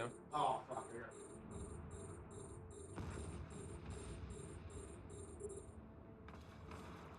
Oh, yeah. Means your birthday's coming up, huh? Isn't that a great birthday present as a grown-ass adult? To fucking... Yeah, happy birthday. Give us $43, please. I don't know. I don't know, I think that was for 2 years.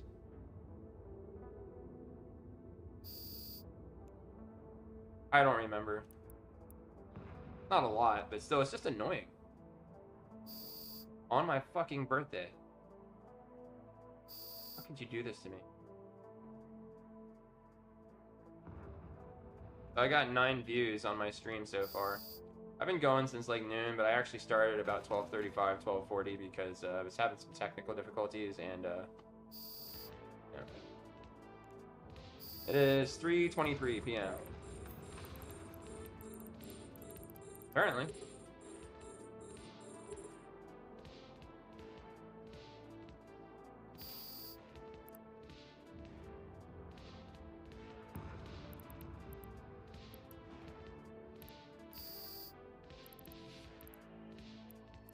No, I never put out my mobile tractor unit.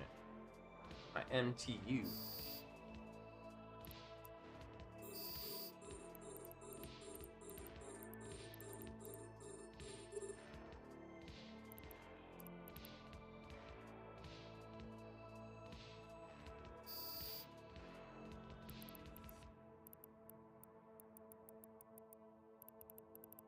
I don't really know that I care about these couple of items. I think I'm just going to abandon them.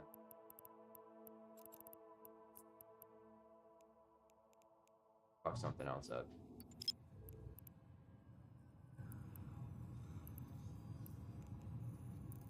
Warp drive active.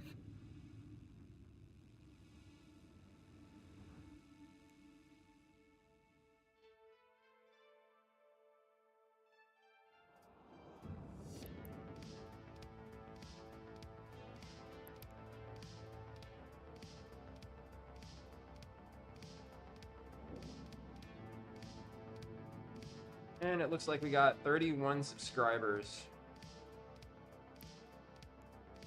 Just think, another 19 more subscribers and I'll be able to stream live on my phone. And then I can go out into the world and live stream.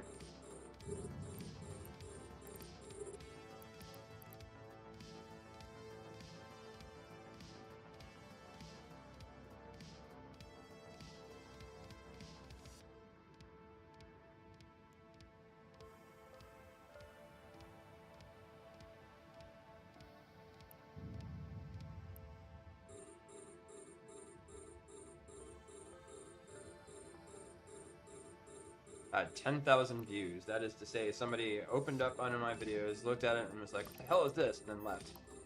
10,000 times.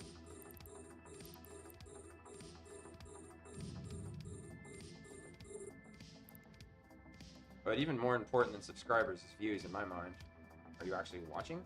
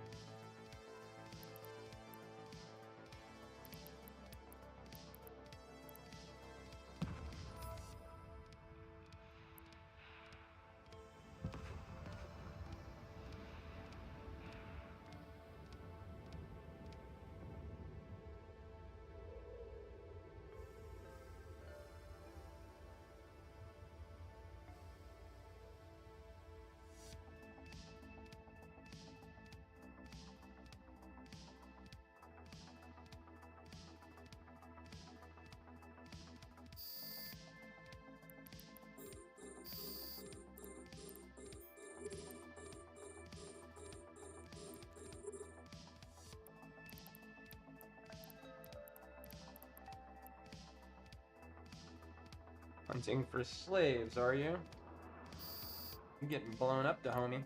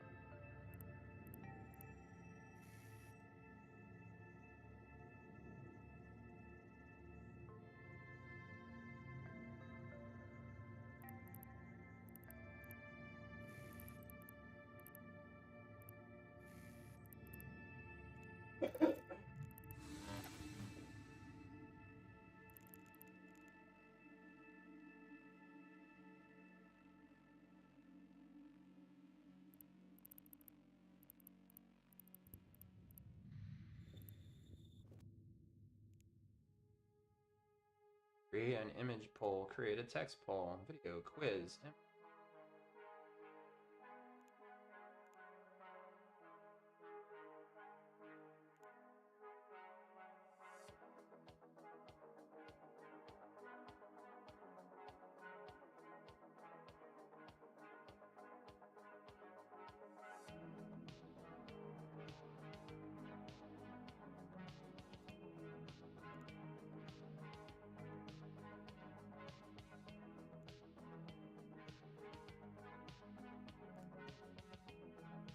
Got 46 views on our New Year's Eve video.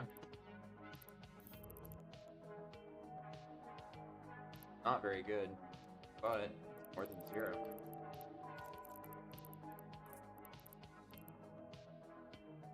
I've actually gotten quite a lot of views on this video. Short time that I've been doing it. Nobody sticks around, but you know, check it out for a while. Me with the music and the video gaming and the babbling and discussions of sucking your own dick and like, okay, that's cool, and then they're out.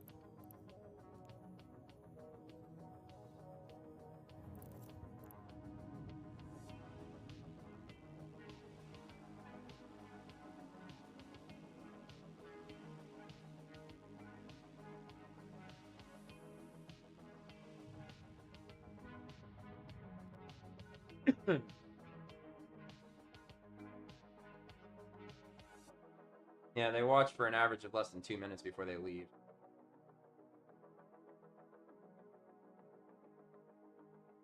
Yeah, probably.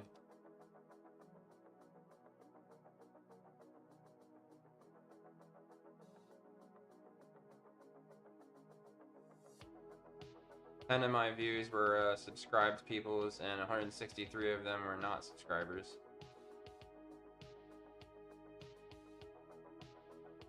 And people that subscribed and watched an average of a minute longer. Isn't that nice? Isn't that nice? And apparently, getting a lot of views from people's computers, so they're probably watching me play while they play, or something like that. Maybe they're trying to scout me down, find me, blow me up. Don't be surprised.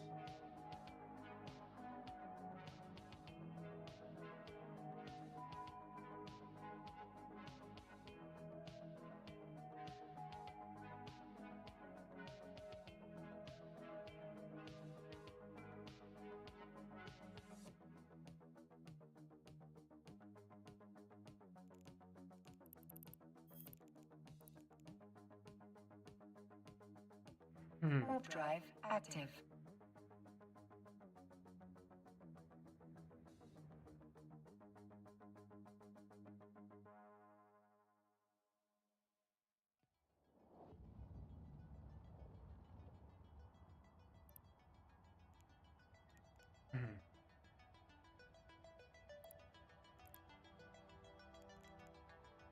Hmm.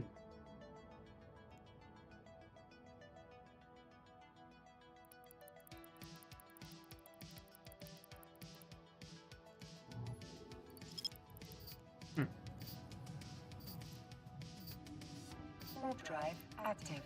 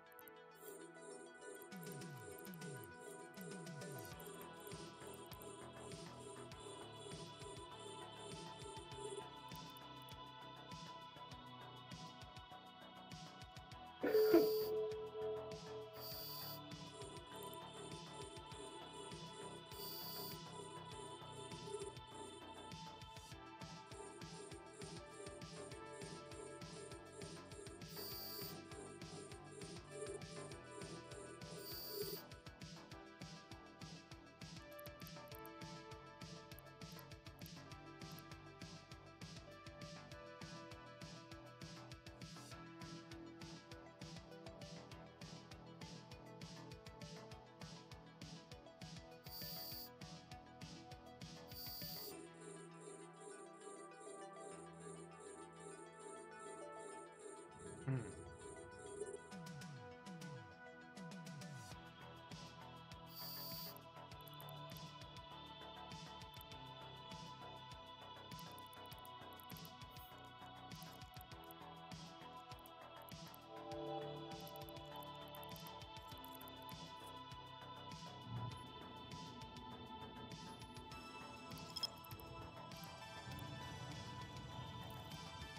Warp drive active.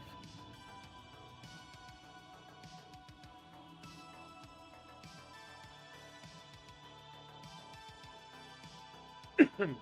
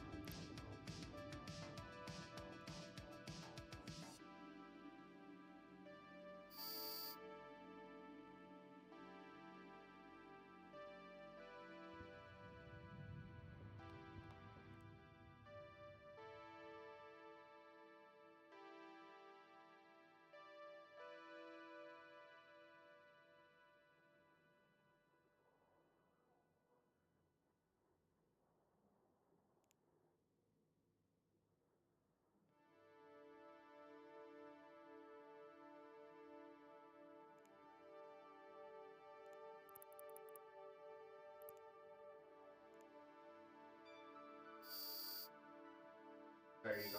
Walmart. I don't know. Publix is, I think, a little closer, right?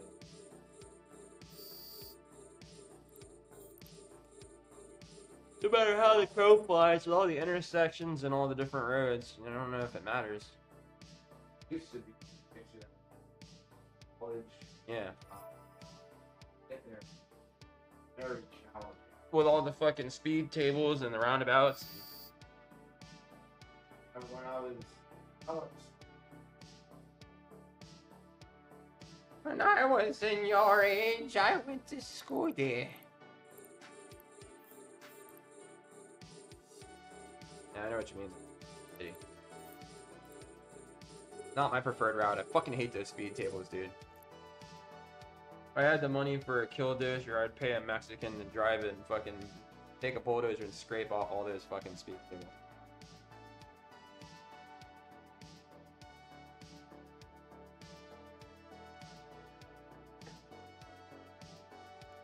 Mexican-powered killdozer.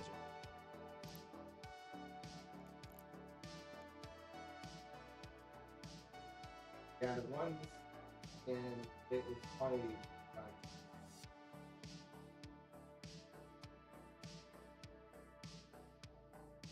It cut through traffic, and they put these signals in that.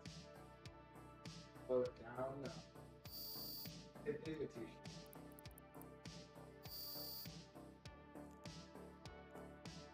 Yeah. Thank God they never actually put like I've seen neighborhoods that did that. Kind of stupid. And the net benefit for doing it is so diminutive compared to the fucking aggravation that it causes the community. Every time the government steps in to fix something, they just make it worse. Even if it's like a city council or a goddamn HOA, it's all government. It's all authoritarian faggotry.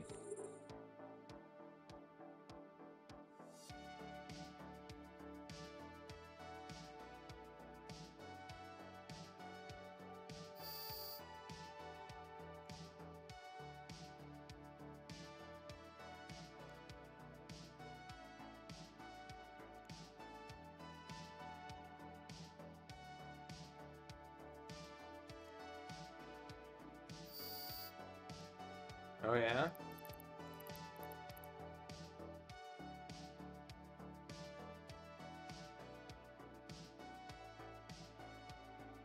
you do it for raw, but turkey. Yeah, I get a lot of that.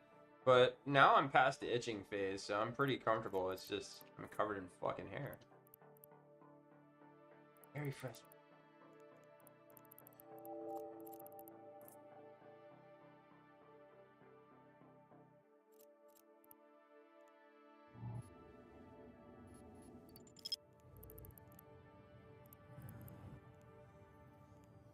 Warp drive active.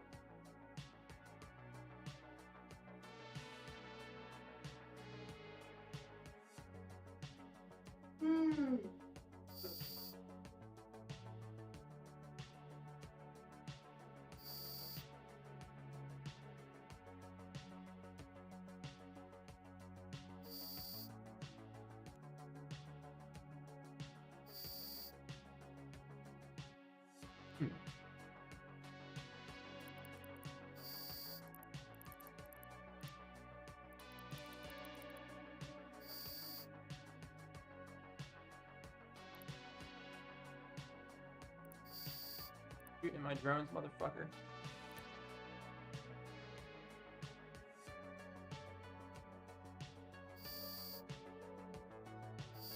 Don't do that.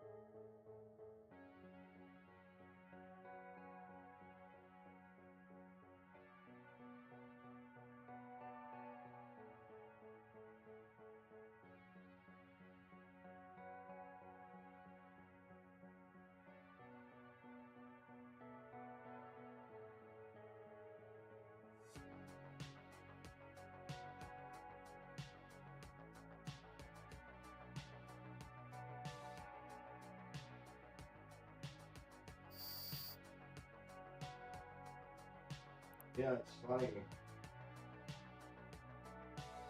Once in a while, Alex Jones will like, Mm-hmm. I don't know if you know who that dude. No, I don't think so.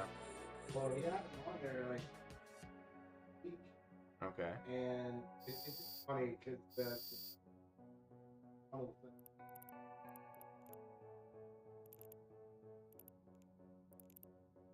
You know, it's just like the more people look at it, weirder it gets.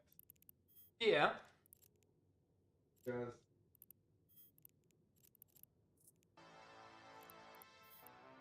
What was his take? Yeah,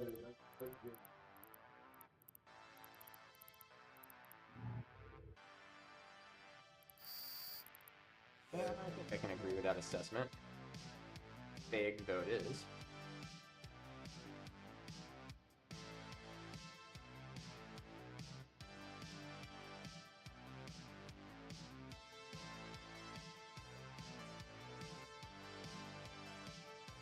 Hmm?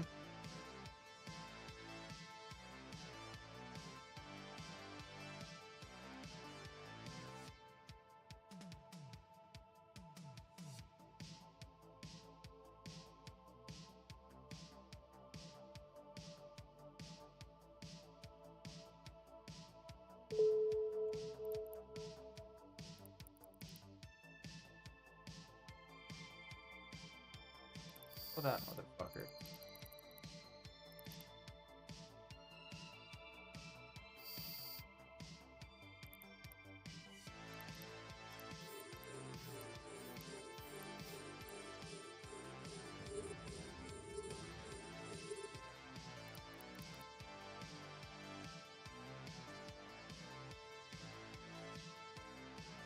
Sister thinks she's gonna welch out on me again. Supposed to show up Friday, and she found a place to crash, which is good. And then like she was supposed to come over today, and now she's like making excuses. He does this. A lot of people do this. Don't do the thing they say they're gonna do.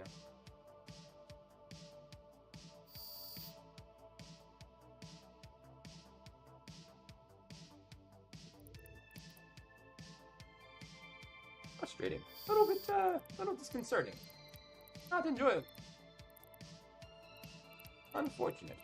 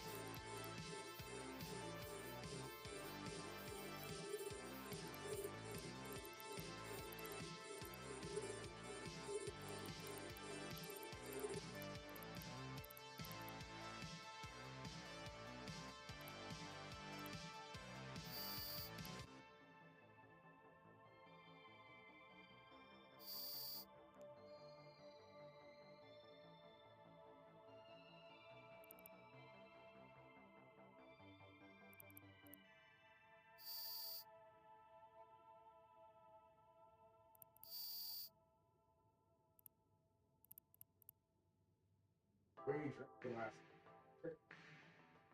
So we tried a couple of different whiskeys. We drank a little mead. We drank beer. I had my flask on me. Oh, Yeah, I got roaring drunk. I had at least like a gallon of beer.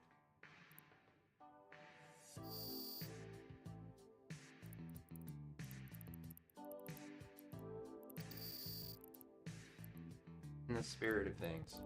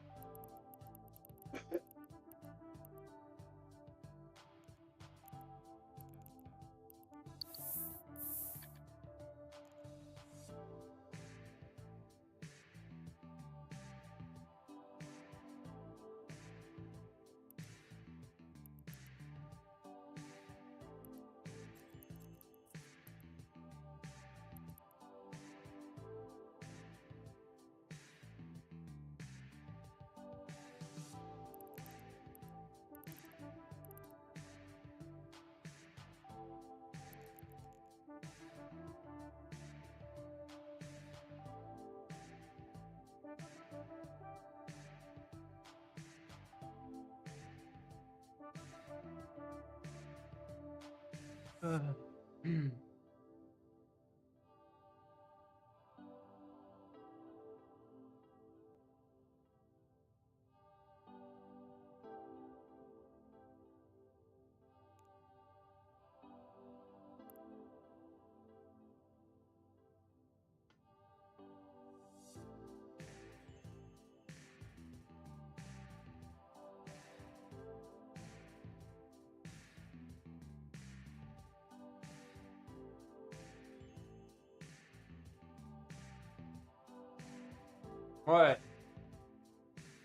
What?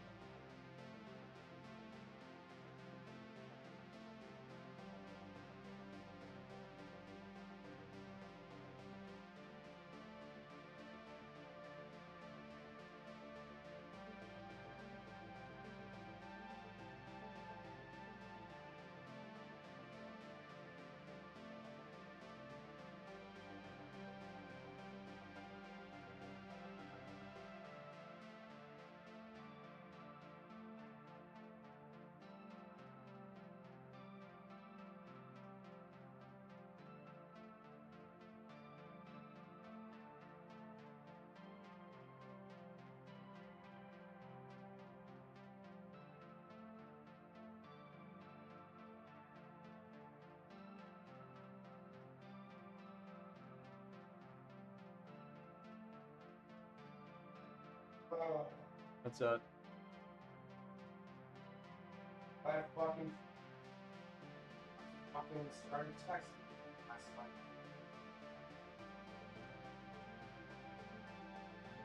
Final house.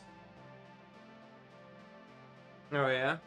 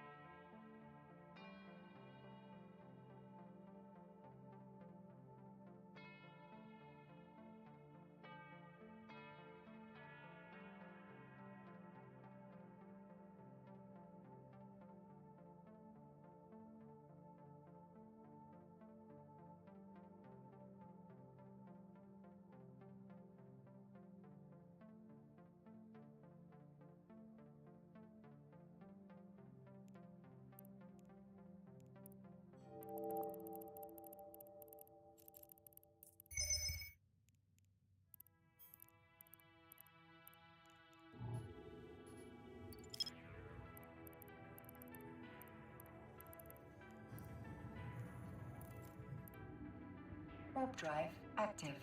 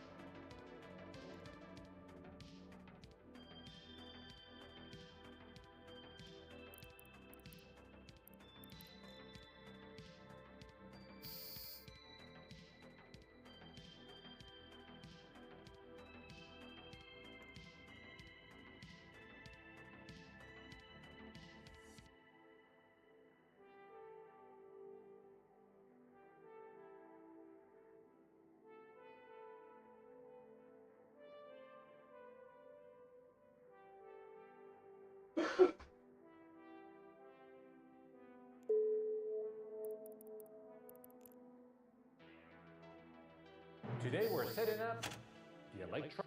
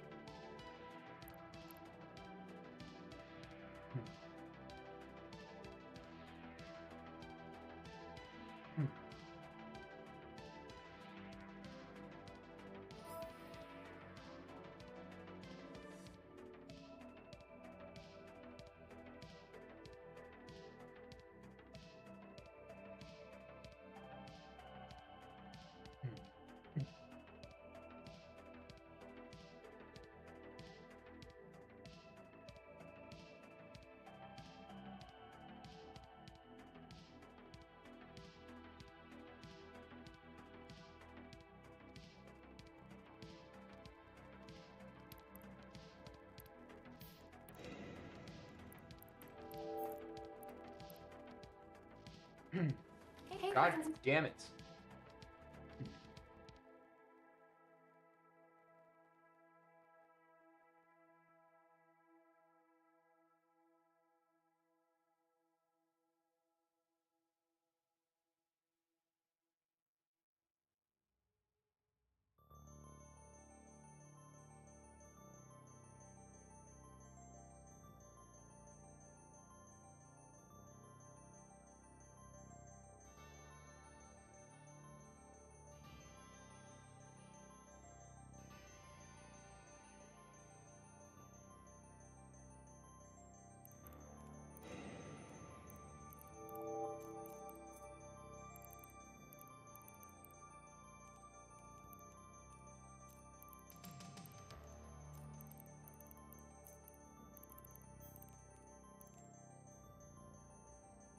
Warp drive active.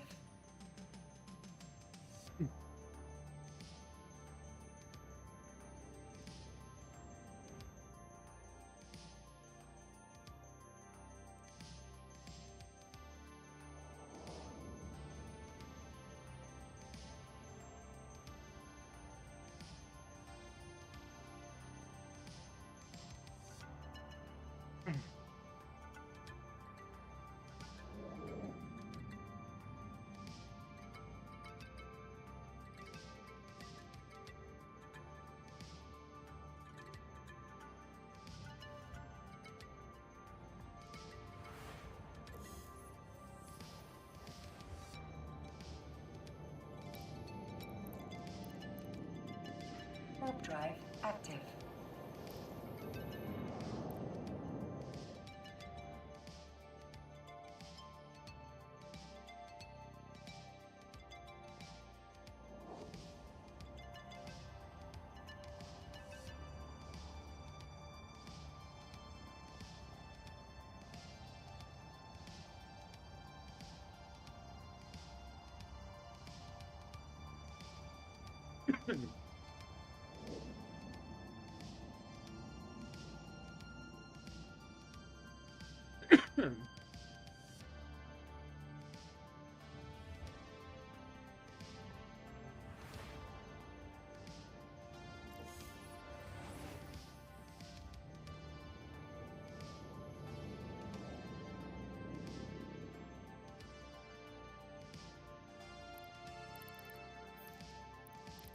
Warp drive active.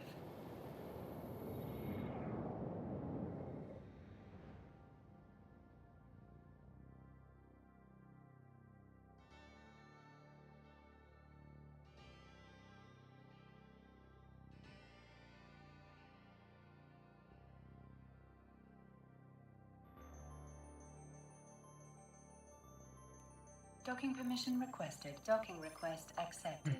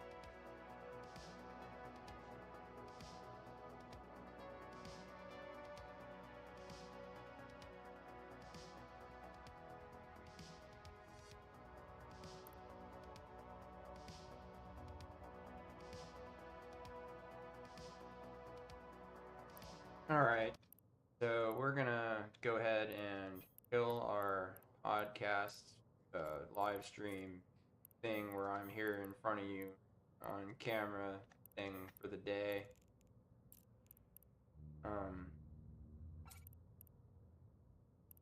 First, we're gonna go ahead and check our haul and how we did on junk. Right. Going to sort by value. So these are actually worth a little bit of money. So they'll go in my I'll go in my money ship, or I'm gonna run things off here.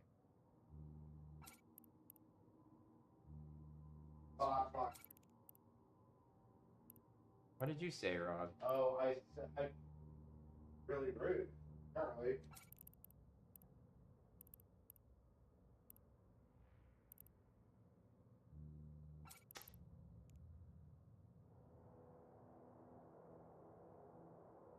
I don't know.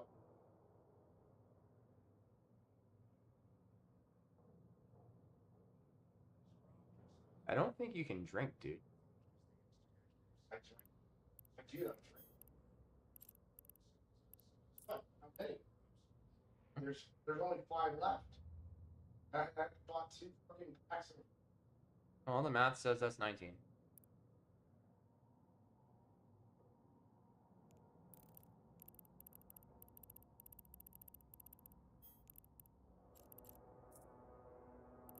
Yeah, I just don't think you can drink. You don't seem to do very well with it.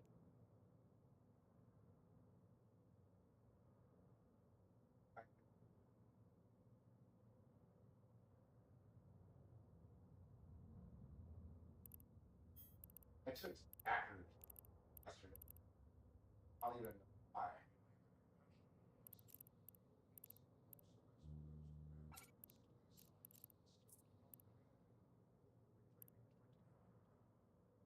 But it's always something.